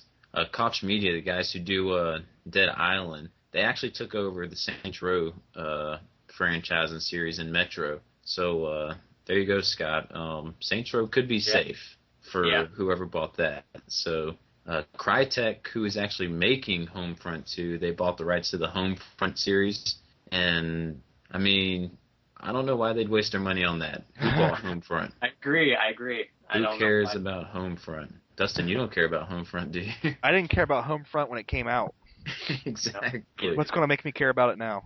I was like, why would Crytek do that? But Take-Two, they agreed to purchase Turtle Rock Studios, and they were working on a project codenamed Evolve. I don't know anything about it, but Take-Two is a pretty good company, so it's a good game. It should be in good hands. But Ubisoft bought the rights to the South Park Stick of Truth. Thank God that got saved. Yeah, because I'd hate to see that was so far along. It would have been sad to see that disappear with a game I'm really looking forward to this year. It's probably never going to come out now because of this whole sale. But yeah, apparently, I think Metro cost the most to make. I think someone paid $22 million to get the Metro license. You would have thought maybe Saints Row might have been their highest. Yeah, I thought it was Saints Row that was 22. It said I think I got Metro for 23, and I think Saints Row 26. Sorry, so that was the highest. But right now, I think from when I got these numbers, Darksiders wasn't bought out yet, and neither was the WWE license for the wrestling game. So, but it was kind of sad seeing like all these people. THQ, I don't know. Maybe they just tried to pump out so much so quickly with all these Disney licensed games and everything that were just bad. Like, how would you think you're going to make a profit off of a lot of these bad games? They were kind of doing it to themselves. I mean, you guys agree? We're just putting this stuff out that's shovelware. How do you expect to stay afloat? Yeah, I think they also, I'm pretty sure Darksiders 2, they expected that game to do a lot better than it did. Just a shame, because I really like Darksiders 2. I like that franchise. It's a shame that Vigil Games, it looks like they're no more. It is a great franchise, and I think there's companies who could handle it well. Who do you think you'd like to see maybe try to pick up that brand to continue it? Oh, I don't know. Apparently, Platinum Games, someone over at Platinum Games was interested in it, and on a Twitter response he said, but he's like, if it's cheap. If it's cheap. Well, they're all about trying to do stuff cheap over there. That's what's can't wait to see what Metal Gear Rising is going to be like. I got the demo behind me, but I haven't put it in yet, and they actually have money to build a game, so it's got to be awesome. Dustin, any thoughts on Darksiders or THQ? No, because I haven't thrown in Darksiders yet. I bought it on the cheap for the PS3, so that means I'm pretty sure it's going to be terrible. It's a great game. You're going to like it. Yeah. But I guess the only game from THQ that I ever cared about and I was really worried about was the South Park game, because that just seems, it just seems too perfect. And it's going to be one of these things that I really, hope. You said Ubisoft's taking it over? Yeah. Okay, they might. The only thing that really worries me about it is Obsidian making it, because yeah, because I just watched your video where you were talking about Obsidian, about your anticipated, and I was like, oh really? It's one of his favorite developers. Because when KOTOR 2 came out, I was like, hey, this is great, but why is everything going crazy? Why is everything glitching? And then what was the other? Oh, Fallout New Vegas. New Vegas. The less we say about that, the better. So I was really kind of worried about this, but I guess with the creators having such a hand in it, it just seems too perfect. I don't know. I guess for me, it was just sad seeing a company that's like when I really started getting into games, at 64 era. Yeah. WrestleMania 2000. Oh man, my favorite wrestling game of all time. Was that one done by Akai or AKI, however you want to say it? I cannot remember. All I know is THQ would pop up. Yeah. All I remember. Because I remember they did a lot of the WCW and the WCW wrestling ones, and those were always super fun. And then they started doing THQ started doing the WWF ones as well. And then it was like, I think it was because after THQ, then Acclaim take it back over, and they all sucked. I just know they only had two good ones on the 64 that I liked, and that was the WrestleMania 2000 and WWF No Mercy. No. Yeah. No. You got to go back and play what was it, WCW versus NWO or something like that. I didn't like any of the WCW ones because you couldn't. Hey, it was your creative character, the WrestleMania and WWF No Mercy. Yeah. You could pick so much stuff out of it. And I don't even know in WCW if you could change the music to a wrestler's music or something. Well, you just had to use original. Okay, we're talking about crap. we're talking about the same developer, because in those ones, I always loved like going outside the ring and going into the crowd and pulling out like a baseball bat was wrapped in like barbed wire, Yeah, and then you just wail on somebody until like their face got bloody. exactly. Yeah, those were. So, but just the customization and the WrestleMania No Mercy is what I loved. And I want to say I like 2000 more because I thought No Mercy started doing a little bit more restriction, or I didn't like the story mode. I don't know if Scott would be able to tell me the difference in them or not. It's been so long because he said he liked No Mercy more. Do you remember what No Mercy had that you liked more than 2000? No Mercy was the only wrestling game I played on the 64, unfortunately. That's why he liked it. But I don't know. I remember that game had a bunch of character creation options. I did really love that. You could like set the entrance music, and the fighting was fun. I remember I really liked Kurt Angle's music at the time, and that's why I like No Mercy, because I could use Kurt Angle's music coming into the ring. But I love those two games, and Darksiders, of course. But when I was going through the list, trying to think of games that I really liked by THQ or was going to miss from them, the list was full of garbage. I mean, there was nothing on there. I mean, the Red Faction franchise, but I never really liked any of them except Red Faction Armageddon that just came out. So I guess it's like I'm going to miss them, but not really, because I never played nothing with them a lot. But I just know they were here ever since my whole gaming life, pretty much. So it's going to be sad that they're gone, but hopefully their franchises will still live on. Do you have any other games? One quick thing. WWF No Mercy, the one that Scott's talking about, that was created by AKI. That was the developer. So we're all talking about the same kind of wrestling game. So yeah, I remember they all looked the same. Like they all kind of look like square block muscles. Like they all look the same. Okay, now we'll stop talking about wrestling games. Yes, even though wrestling's still awesome, and everyone's sure to tune in to Royal Rumble Sunday night where The Rock faces CM Punk for the title. Anyways. Actually, this won't be out by Sunday, so that'll be past. So actually, these are able to go up a lot quicker since I'm not editing the videos anymore. So it'll probably be up sometime tomorrow. So any other THQ games that you remember Scott enjoying, or? No, I'm with you. Most of them were kind of garbage. It's sad that they're gone, but I don't know. There's not really anything I miss. I know Warhammer's huge, but I never tried or got into it. So. But yeah, they're picking back up. So let's talk about some good news, Dustin. How about you get us started on some good news? Okay. Well, for everybody out there who is either thinking about buying a Wii U or has bought a Wii U, Nintendo just made you a very happy person. What can only be described as a deluge of announcements, leading the pack. And this should be noted that this was on the North American Nintendo Direct feed. There was stuff that they censored out, like the fact that Japan is getting Mother 2 on the Virtual Console. That was censored out for the North American version, but this thing I'm about to tell you was on the North American version. So that screams that Nintendo paid attention to what happened this last year and saw how much people wanted this game. The new Monolith Soft RPG, which bears an amazing, striking resemblance to Xenoblade, is going to be coming out sometime this year, I guess. Probably later in the year, I'd imagine. But so that means we probably won't see it on our shores here in America till sometime next year. But yeah, probably next year for us. But who cares? It's coming. It's got to be coming. They could solve this problem right away by having an American team working on the translation while they're working on the game. I don't understand why there has to be this year wait for a translation of a game. Why can't they just do these things, together? That would make sense, right? Yeah, and why tease us so far ahead of time then if it's going to take long? But I just got on IGN one morning and I saw that on there and I was like, what? Or no. Let me take that back. I saw it and I was like, oh, a new Monolith Soft. I knew this was coming. Let me go see what this was. And then it came on and it looked exactly like Xenoblade. And I almost dropped my iPad. Because I was like, holy fucking shit.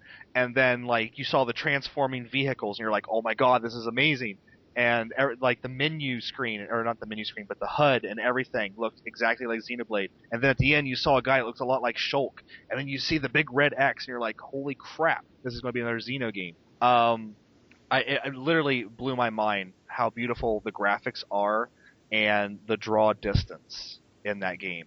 It looked beautiful. The Yeah. size and scope of everything looked amazing. And Oh, I think there's two games. There's this game and there is another game coming out that I really think are going to bring RPGs kind of back into the mainstream. But I think people are going to take a look at this and look at the Wii U in a completely different light. And I think I do think that 2013 we're really going to be excited for the Wii U. I know it had a very lackluster launch, and people are kind of, they bought it, and it's just like, oh, well, now what do you do with it? But, think about the 3DS and the DS. That was kind of the same way. So I guess I look at the Wii U as a consoleized DS because it has the two screens. mm-hmm.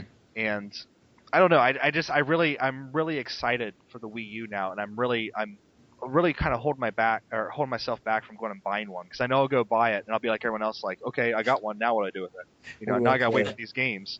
But so many other announcements too. Not only is there going to be a brand new Zelda, which they're talking about, kind of changing the wheel a little bit, but there's also going to be an HD version of the Wind Waker.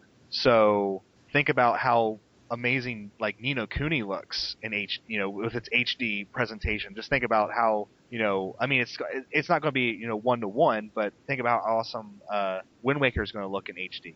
Will I buy that? That would make me probably want to finish it. I got all the way up to Wind Waker where you're at the end sailing, trying to get the final pieces of a map, I think, to find the final boss area, and it made me stop because there was so much sailing I had to do then. That's the thing. Like everyone like bitched and moaned about the sailing. I loved Wind Waker. Yeah, I loved everything about it.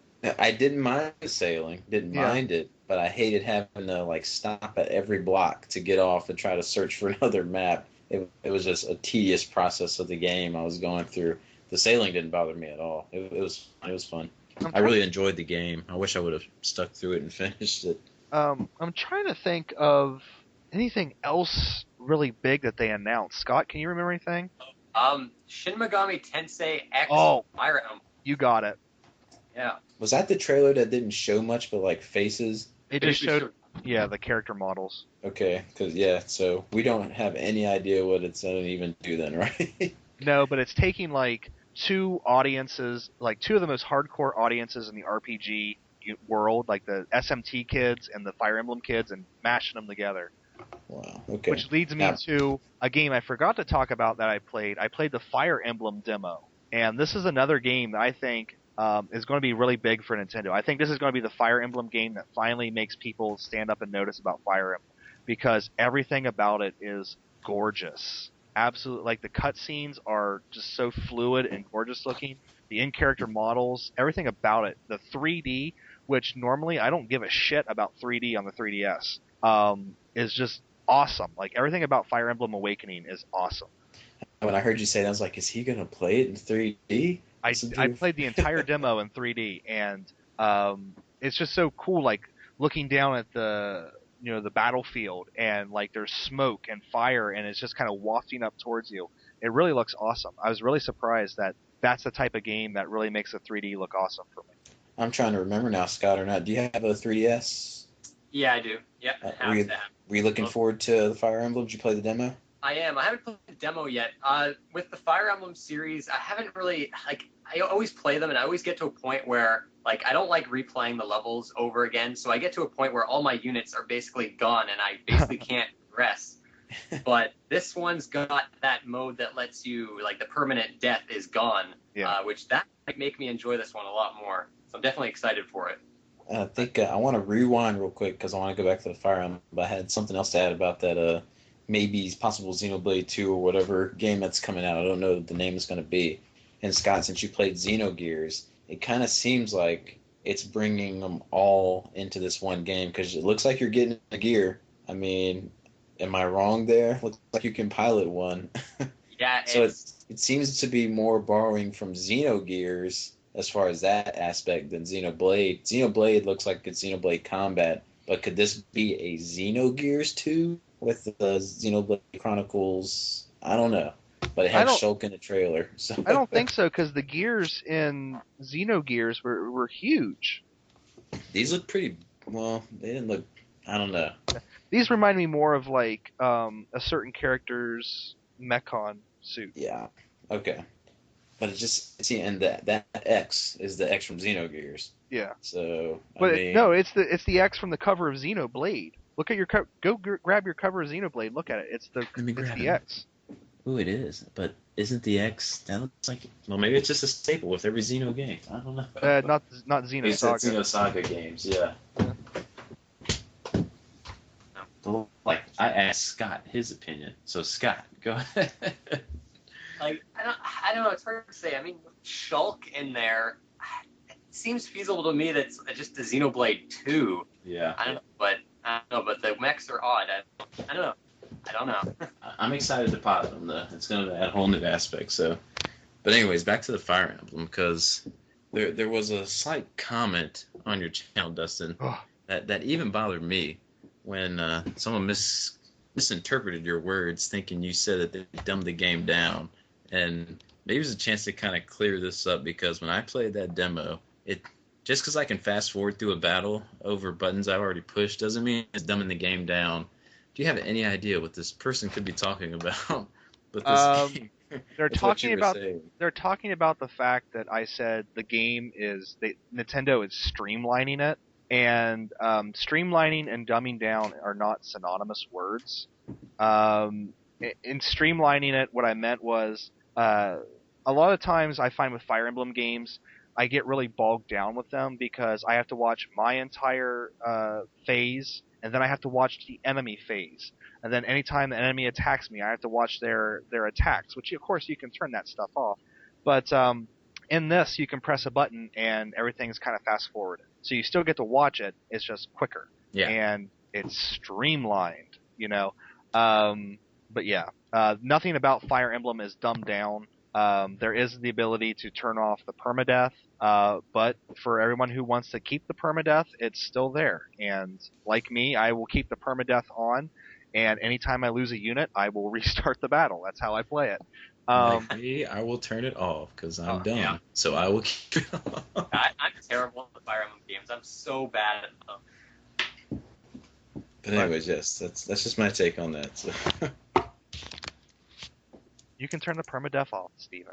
Yes, I will, because I'm a newbie in RPG still. Even though I have a couple under my belt now, I'm playing Ni no Kuni in easy mode. I'm not afraid to admit it. Well, you know, who was someone just did a video where they talked about playing. Oh, maybe it was Metal Jesus? I don't know. Somebody was talking about playing games on easy mode and how that's okay. It's completely okay to do that because you get to enjoy like the storyline. And then if you want to go back and play it on a harder difficulty level, you're free to do that. So I don't Chance, because I know Chance is going through the Halo games on. He just did a Halo discussion, I think, and he said he's going through that on easy or some game. I don't know. It wasn't somebody that I was talking to. I was just watching one of their videos, so it could have been Chance. I don't remember because it was a couple weeks ago. Well, that can kind of lead into some other games. Like, what else are we looking forward to coming out this year? I know if you guys are subscribed to Scott, you saw his list, but he said he had a few to add on to there. So, I mean, I have a ton of games in front of me that everyone probably knows about. But, yeah, so we can just talk about some stuff we might be looking forward to this year. And like you said, was there anything else in that Nintendo press? That Yoshi game looked beautiful to me. But is that coming out this year? Who knows? And I didn't play Kirby's Epic Yarn yet, but it's been a while since we've seen. Well, there was Yoshi's Island DS. I don't know if that's a remake or what that was, or if it was a new entry. That's a new entry, but it, in my opinion, wasn't very good. It wasn't? Okay. Not compared to the original Yoshi's Island. Like, that game's amazing. Did either of you play Kirby's Epic Yarn? No. Yeah, I have.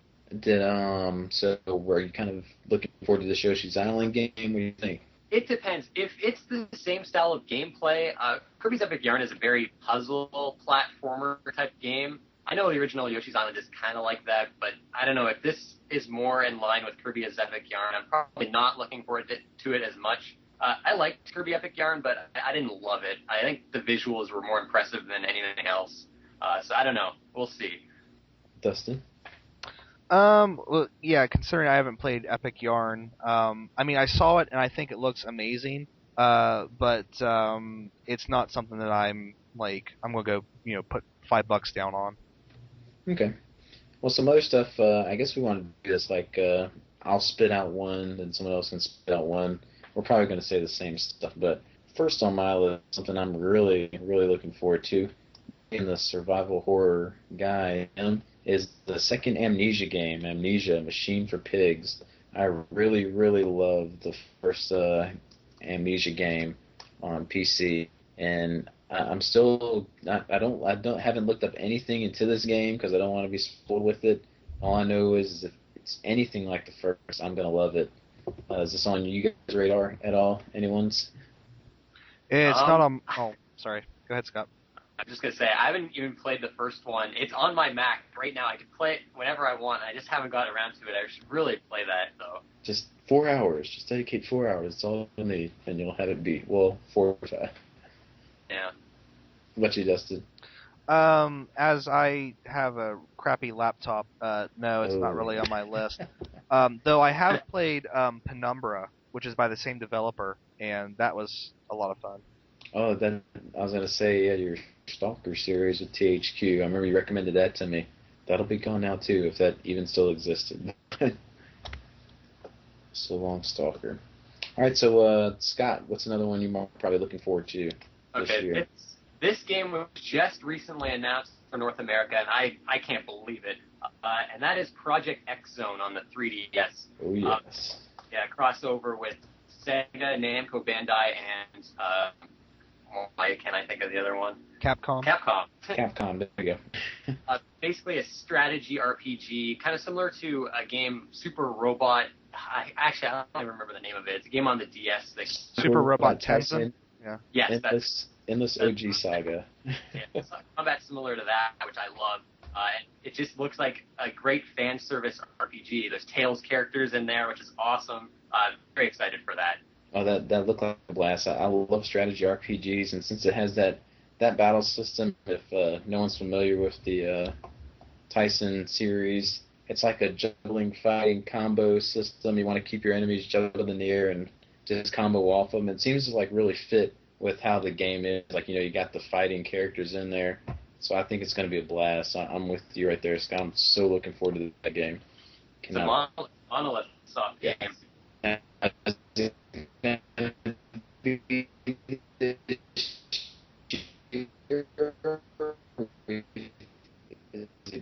have it dated this year. It could be next year. Or are we hoping this year? Uh-oh. Hello? Okay, and we're back from technical difficulties. This is kind of getting to be a running joke with this podcast. So we're talking about games we're looking forward to, and mine is also a recent announcement for North American markets, and no one thought that this was going to come out, and I'm actually really looking forward to it. That's Pandora's Tower. Operation Rainfall is complete. It is. It's amazing that something like that happened and was a success. It's awesome to think about. Yeah, I'm really, and I'm super stoked that it's going to be Xseed bringing it over. So hopefully we're still going to get that black case, because I think that black case is awesome looking, and hopefully they do some kind of awesome, set for it like they did with the last story. I know they put the pre-orders up on the websites and the dates, and right now there's no special editions, but with how companies have been these days, they're putting out special editions and announcing them like a month ahead of time. So we still could see something, hopefully. When I went to pre-order at GameStop, I think the date is one of the M's. It was either March or May. I can't remember. I think it's March. Yeah, March. March? Okay. God, that's really close. I know. Super close. Yeah. That's another one I haven't looked up any gameplay of. Have you guys looked up? Do you know what it's kind of like? It's not really an RPG. It's more of like I guess it's more like just an action-adventure game. Okay. But it's more of a hack and slash than an RPG. So you think people might have knocked it because they might have been thinking it was an RPG and it wasn't? I think people knocked... What are the complaints you're hearing? I think people... Well, I talked about this with Arrow, and I think people knocked it because, well, one, it was kind of thrown in with the all the other Operation Rainfall games, where really a game probably like Earthseeker would have probably been a better fit with the other two, because it's more of a kind of a traditional RPG. But Xenoblade is fantastic, and Last Story, while it does have some hiccups, is a really awesome game as well. And I think it's sort of like diminishing returns, where Xenoblade was just that's the one you really wanted brought over because it was just that awesome of a game. Last Story was great, but not as good. Pandora's Tower, still a good game, but maybe not as good as the first two. Yeah, that's definitely going to be another day went by, ruining my resolution for three games in the first 6 months. All these announcements. But I'm definitely looking forward to that one too. Another one that I'm hoping that comes out this year, because the E3 video of it looked amazing, and that's the Star Wars 1313 game. That looked phenomenal to me. And from what people have said, they're saying it's on these systems now. So I'm hoping to see that game before the end of the year. Any interest from you guys in the new Star Wars game? I'm not actually the biggest Star Wars fan, so not particularly, but I must say that the visuals in that game, oh my, that game looks stunning. But if it turns out to be a great game, I'll definitely pick it up. Is he sounding distant to you, Dustin? You're both sounding distant to me, but oh, no. It's all right. We're still good. He came through clear. Yeah, and if we robot out again, then we'll just stop and start recording again. It's totally fine. And I understand there, Scott. I'm not the biggest Star Wars fan, but I mean, it just looked beautiful, and I like third-person shooters, and if you could give me some force powers with it, like Star Wars Unleashed, then it just seems like it's going to be fun. I know you really do enjoy Star Wars, Dustin, so any hopes for the game, though? Let me put it to you on, this is what I really feel about Star Wars. I think Star Wars needs to go away for a while. I really think Star Wars just needs to go away and rest.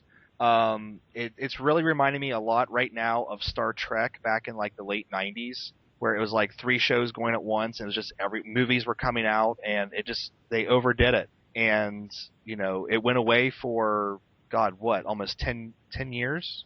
10 years, or maybe 8 years. Went away for like 8 years or something, came back with the new J.J. Abrams movie, and it was awesome. So I really feel like Star Wars, they need to Disney, I know they're going to be pumping out these new movies, but they really need to scale that shit back, because it's too much. Like, remember how awesome, think about Star Wars back in like the 80s, and then even the 90s, before the new movies started. It was just those 3 movies and how epic they really felt. And then it's just like, George Lucas is like, I need money, let's make some more movies. And then the floodgates open, and it's just like, Star Wars is fucking everywhere, and it needs to go away for a while. Well, thanks for buzzkilling my game. Hey, anyway. Hey, I'm calling it like I say it. All right, Scott, what you got next on your list? The next game, it wasn't on my list. I don't know why. Completely forgot about this game. And that's Dragon's Crown on PS3. Another Vanillaware game known for Open Sphere and Marasma the Demon's Blade, which are both excellent side-scrolling Metroidvania-style RPGs, and this one looks just as great as those. Very excited for it. I put that one down as well, but I thought it was a Vita release. Is it going to be both? It's both. Okay, awesome. I'm going to buy it on the Vita because I need some Vita games. But I'm definitely looking forward to that too. It just looks like a beautiful game.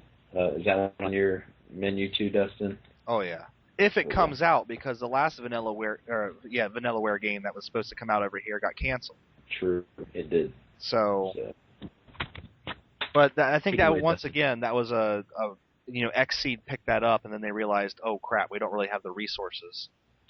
Well, hopefully Dragon's Crown will make it. I keep seeing it on Amazon and everywhere for pre-order, so hopefully that can make it over here, because I'm looking forward to it too. What do you got next, Dustin?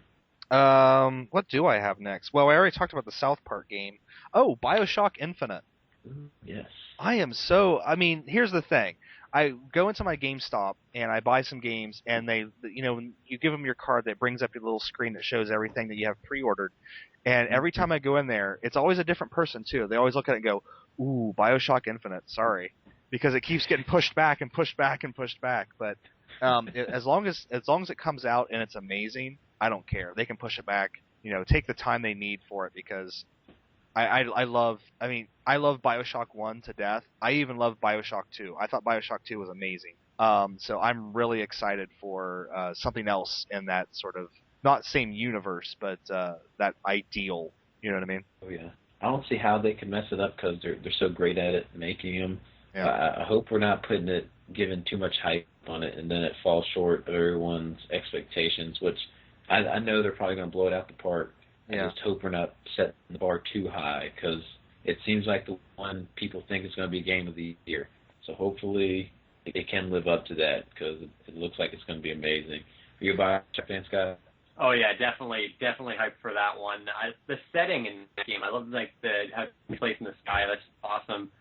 The trailers they've shown, they sure made it seem like it's a lot more combat heavy, I want to say, compared to the other two. But I know, I think it's going to turn out great. I'm pretty sure. I wonder if it's going to have any, there's a lot of light in the new one too. I wonder if that's going to take away from. I got kind of more of like a horror aspect in the first two. If that's going to take away any, or if it's actually going to be darker than I think it is, or just showing light scenes. You know anything about that, Dustin? I don't think it's going to matter how much light is around. When that songbird starts coming after you, you're going to be scared. Awesome.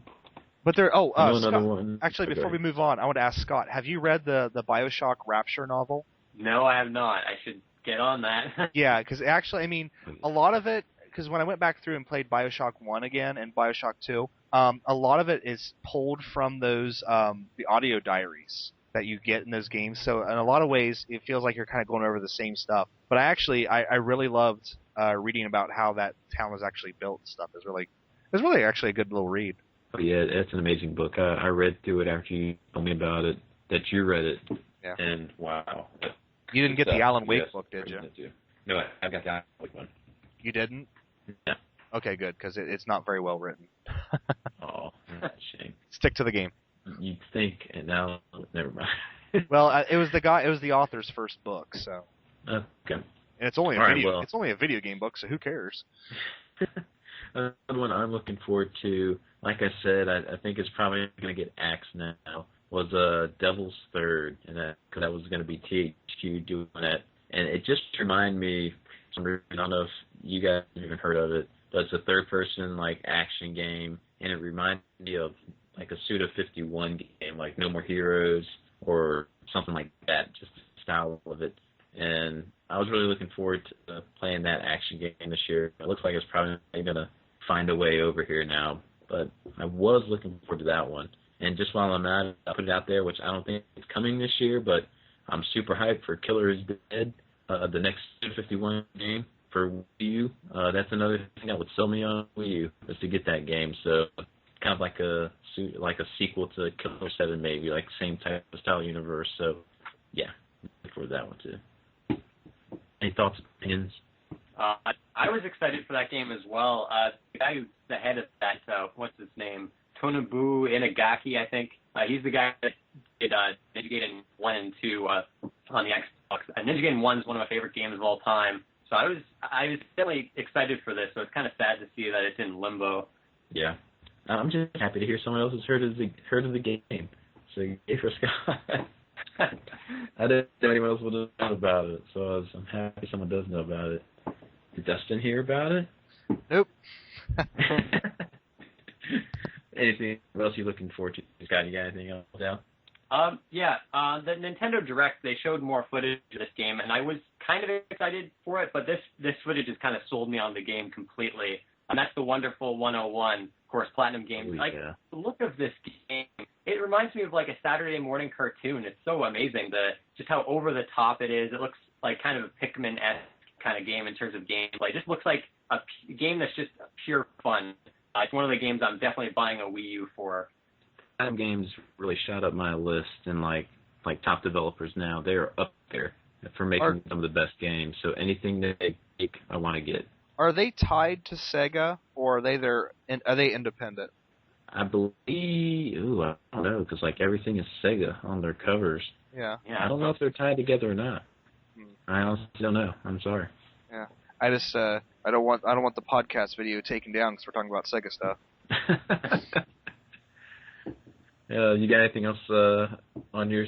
What's the game you're talking about, Dustin? You said there's an RPG, another one coming out. You think will help? I was talking about this Xenoblade if it ever comes out this year, and Fire Emblem. Oh, Fire Emblem. Okay, I didn't know if you had something else. Whoa! You just came in crystal clear all of a sudden. Yay, that's good. It's a Yeah, good I know. Because you sounded like you were talking through like a, I don't know, like we had those cans. They were tied with string. You did those with your kid. Kind of what it sounded like. What people don't know is that's how we really are talking to each That's other. how we record. We recorded on Edison cylinders. So, that's how we record this as well. The only thing else I'm really hoping that we get an announcement on Ease Celceta, because then I will be buying Vita, and I really hope that we hear something about. Oh God, did we just drop out? Hello. Hello. Hello. Hello. Scott. Can Hello. anyone hear me? I can. Okay. Steven, can you hear me? Yes, can you hear me? Yes. Okay, we're back. Apparently something just cycled there. I don't know what happened. So we're back. Recap. I'm looking forward to hopefully getting some news on eCell SETA coming over to the North American market, and I'm hoping, even though I'm pretty much almost to the point of saying, you know what, we're never going to get it. I'm hoping that they announce something for Trails in the Sky second chapter, whether it be a digital download or it be the PS3, HD remakes, whatever. Give us something, or just say, nope, it's not happening. I cannot wait until East. Yes, it'd be nice to see at least an announcement again about it, like because you kind of feel confident, like we're gonna get it since we're getting all the other ones. Sometimes in the back of my mind, I'm a little scared we might not get that game, and I really want to get it. Well, if I remember correctly, I think they did well for Xseed. I think they sold well. I don't know. I'd like to think they did. I could never find them in stores when I needed them, so I would think they were selling. But I know a few more. I'm surprised no one said the Devil Summoner Soul Hackers game. Oh yeah. You RPG fans, I guess. So Scott, you're looking forward to that one? Yep. For sure. I was looking forward to it until I heard it's first-person dungeon crawler. Then I started thinking of Unchained Blades, and I was like, oh no, it's gonna be tough. Yeah, it'll be hard. SMT mixed with first-person dungeon crawling just sounds tough. Well, that's how most of the SMT games are. I know with Overclocked, you have a grid-based movement, but then it just changes to first-person for the fight. But now, what about Etrian 4? Because I thought you were thinking about that. I was. If it has where I can charge my MP in the middle of a dungeon, I would get it. If the game's easy, I'll get it. If it is easy, I'll get it. It is having the easy mode, actually. That's one of the reasons I'm kind of excited for it. There you go. Like, when you die in it, you don't, start over or something. I don't know. I haven't read too much into it, but apparently it's a lot more lenient. Hey, Scott's clear now for me. Everything's See, we should have started recording at 11 o'clock at night. Then we would have been crystal clear. Yes. So start recording at my bedtime. Yes. Yeah. Steven, I would love to see you, unbox that Dark Spire you have and throw that in. And I would love to watch you go into the dungeon and get killed by the first monster, just to see you, pull your hair out. That's probably what would happen. Yeah. But no, I cannot open the box. That's all right. Cannot. But I'm just gonna name off a couple more. Then I'll let Scott name off some. The Dragon Quest VII remake. Do we know if we're getting that over here this year, or could it be a little bit? I wouldn't see why that would be hard to bring over here unless they're going to retranslate it. Because couldn't they just, in theory, take the code from the translation? See, I don't know how all this works, but I would think they'd be able to take the English code and just slap it into that cartridge. But I don't know. I don't know how all that works. It's magic to me. Magic and sorcery. Have you played any Dragon Quest games, Scott? I will shamefully admit I have not touched a single one. Oh my god!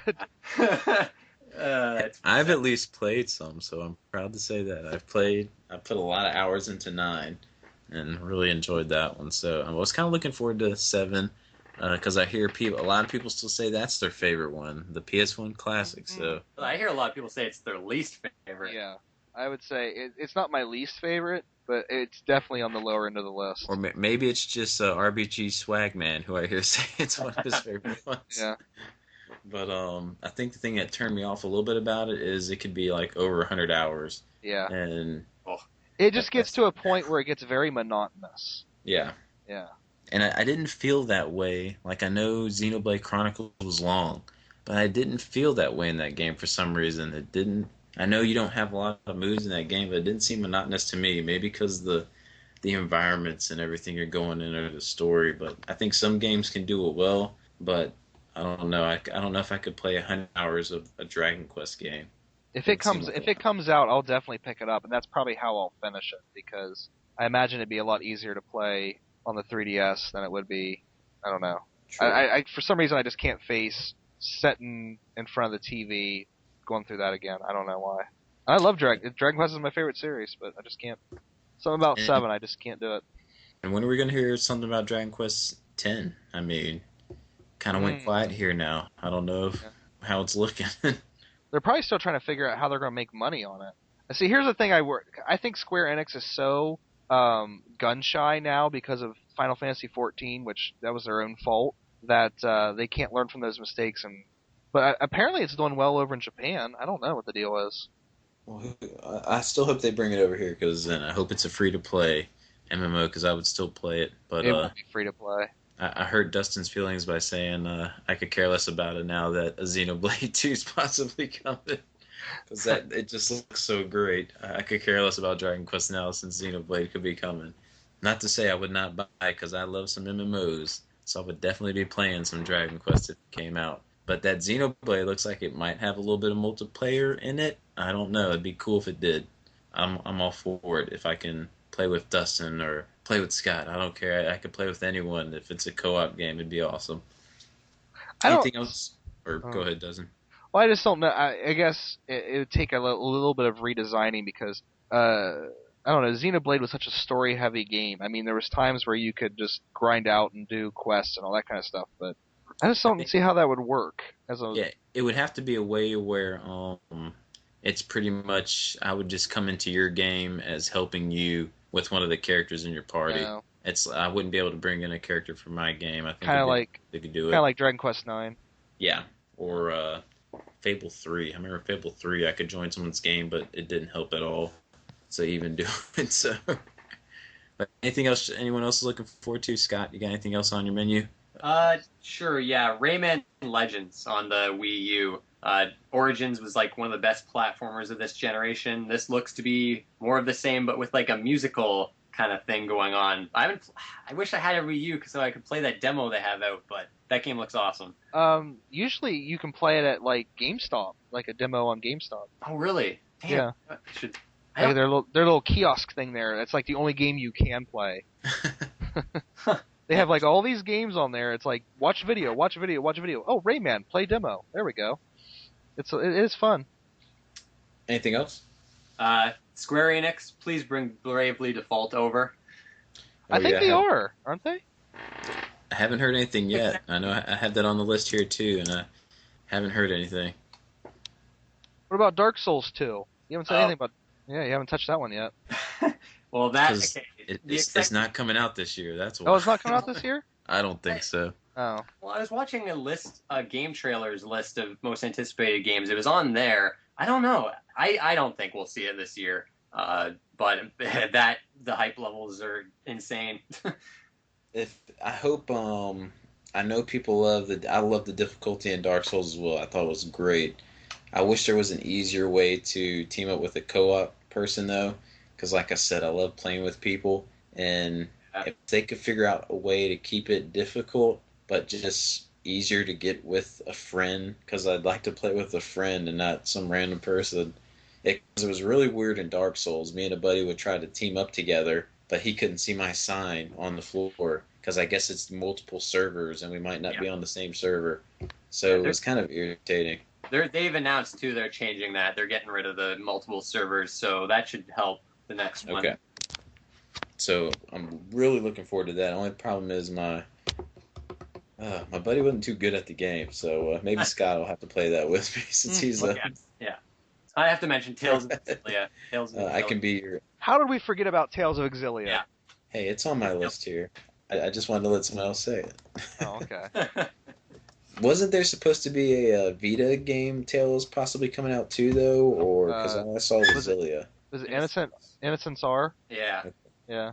I don't know. With the Vita doing as poorly as it is, I don't see that coming out here. But I'm trying to find more for the Vita. I'd love to get more RPGs for it because I want something to play on it. So I was really hoping it would come, but yeah, I don't know.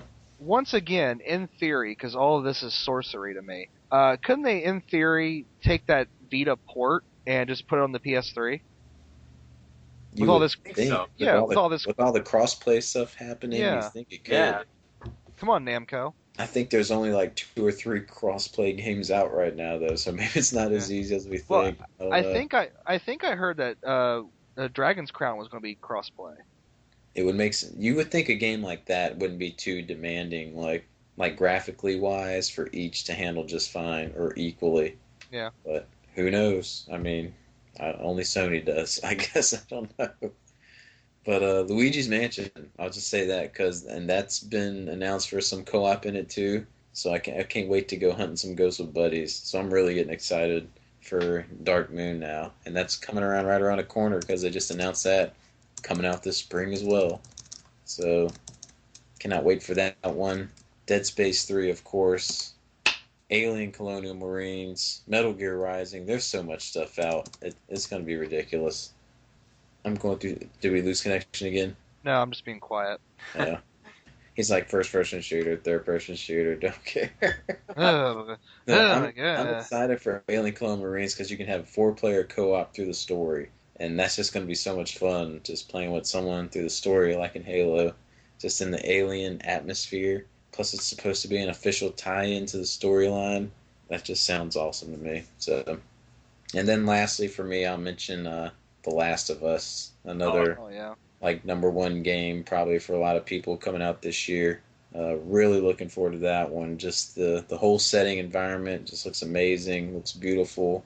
So and there's a ton more probably coming out, but yeah, those are some of my most anticipated. You guys got any more?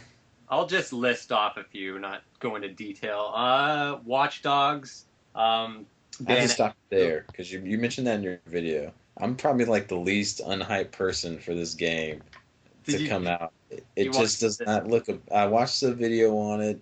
It just looked like another open world game, but I could do things on my cell phone, and it just I kept thinking Grand Theft Auto 4 because of the cell phone. And I hated Grand Theft Auto 4, so I don't know. The game just doesn't appeal to me at all. Or it looked great, but it'd probably be like a bargain bin game for me.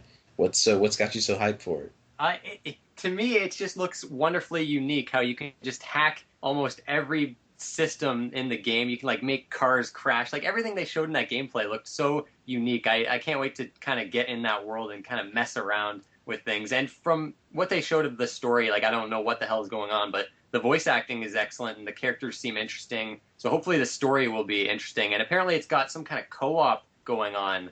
Where you like one player can like help another player do his contracts or whatever. I don't know. The game just looks really unique to me. That's cool. I think it's going to be one of those things where it kind of reminds me of when Too Human was being hyped up about how it's like, oh, you can do this, this, and this, and this, and this. And then when it came out, like none of that stuff was there. So on the one hand, it looks really cool, but I wonder like when the game is finished and in your hands, if you're going to be able to do all the stuff that they're promised. Did you pop Too Human in yet? By the way, no, I haven't. It's a collector's piece. I'm probably the only person on the entire planet that likes that game. No, I have a friend at work that really likes it. Oh, really? Okay, that's good. Yeah. There's 2 of you. It just takes some getting used to. I like the concept of it. Just having my melee be down at a thumbstick is getting kind of weird to get used to. But I guess if you play it over time, it kind of comes second nature. I find myself, Scott, since you like the game, I find myself shooting enemies more than meleeing them. Is that normally how it goes, or what? It's been a while since I played it, but I do seem to remember going. Actually, I don't know what character I picked, but I did remember melee being my focus. Actually. Okay.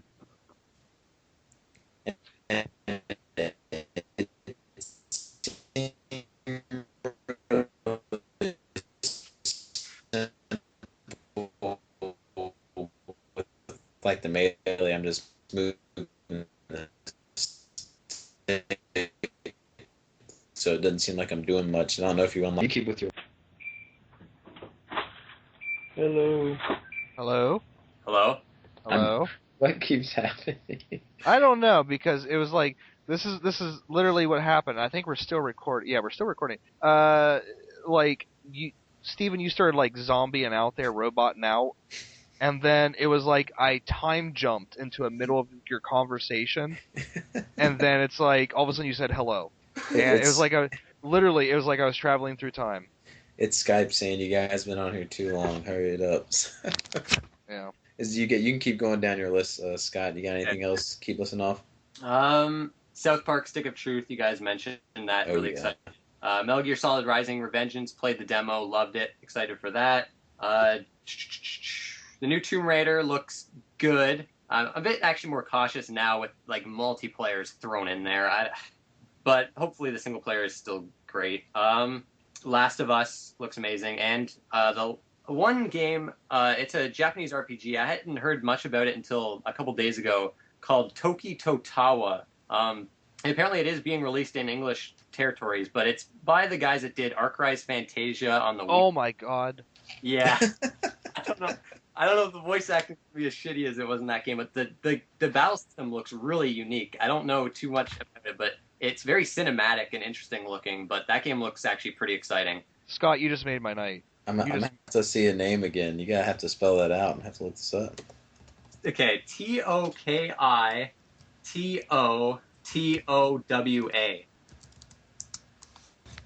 Awesome. Okay, I'll mark that down for later. Yeah. Because I remember that being one of Dustin's Ark-Rise Fantasia video. Mm-hmm. I love that game. I really loved it. Yeah, a lot of people like that one. Yeah. I mean, except for, oh shit, what's his name? The guy that wears the blue, he's always yelling. Fuck, I can't remember his name. He's always running away, he's a coward. Anyway, he was the only one that was really annoying to me. Everyone else, I thought Riffy was kind of funny, how she's always, so detached from everything. If only we knew Japanese, we could play so many more games. Get the My Japanese Coach on DS.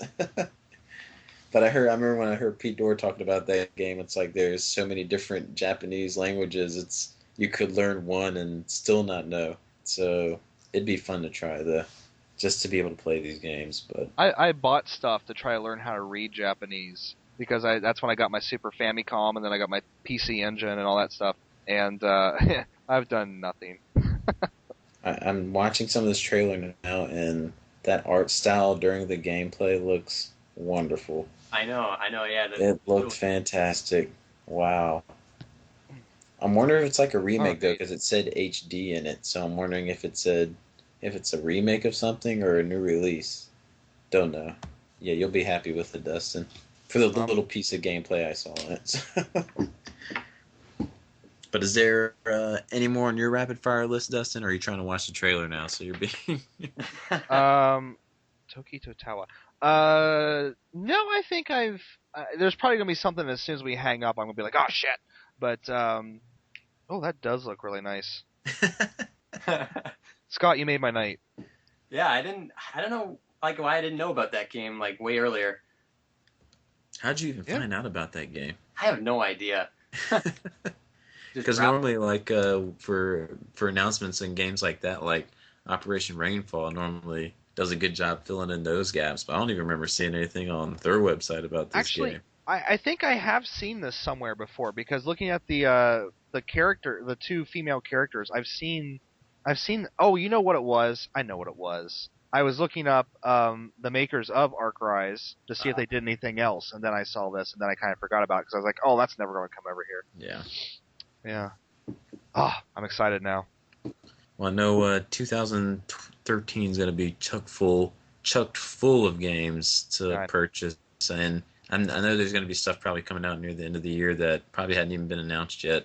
So I know we gave you coming guys Christmas 2013, Xenoblade 2. Oh, it'd be so great. So great if it did. It looks like they have a lot of it done. I mean, to have... I don't want to excite myself. I can't even think about it, because that'd be... Trying to get a Wii U this Christmas would probably be impossible then. Yeah, just put back $10 every day. Or not every day, every pay. Now, what if... Oh, just think about that. A Xenoblade Wii U theme console. Oh, yeah. I'd definitely fork out $500 for that one. Well, yeah, because Nintendo owns Monolith, so they would, that could happen. It could. Some limited edition thing, you never know. Oh, But let's talk about how pissed off I am that the Fire Emblem bundle pack is not a 3DS XL. Yeah, that's Oh. stupid. What a fucking ripoff. Not only that, too, it's digital, like it's on the system. I don't like that. Yeah. I was so excited for that, and then I started looking into it, and I was like, you'd think if you want to push the sales for your XL, that's how you'd release it. oh yeah. If That's it was the an way- XL, I'd have it pre-ordered right now. Because that's the way of them making more money later on. That person who buys the Fire Emblem is going to get tired of it and want to get an XL someday. So that's how they keep making the money.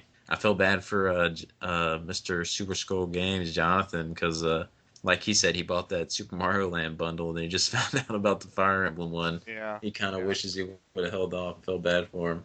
But wasn't that bundle an XL? No, that's a regular one too. Oh, damn it.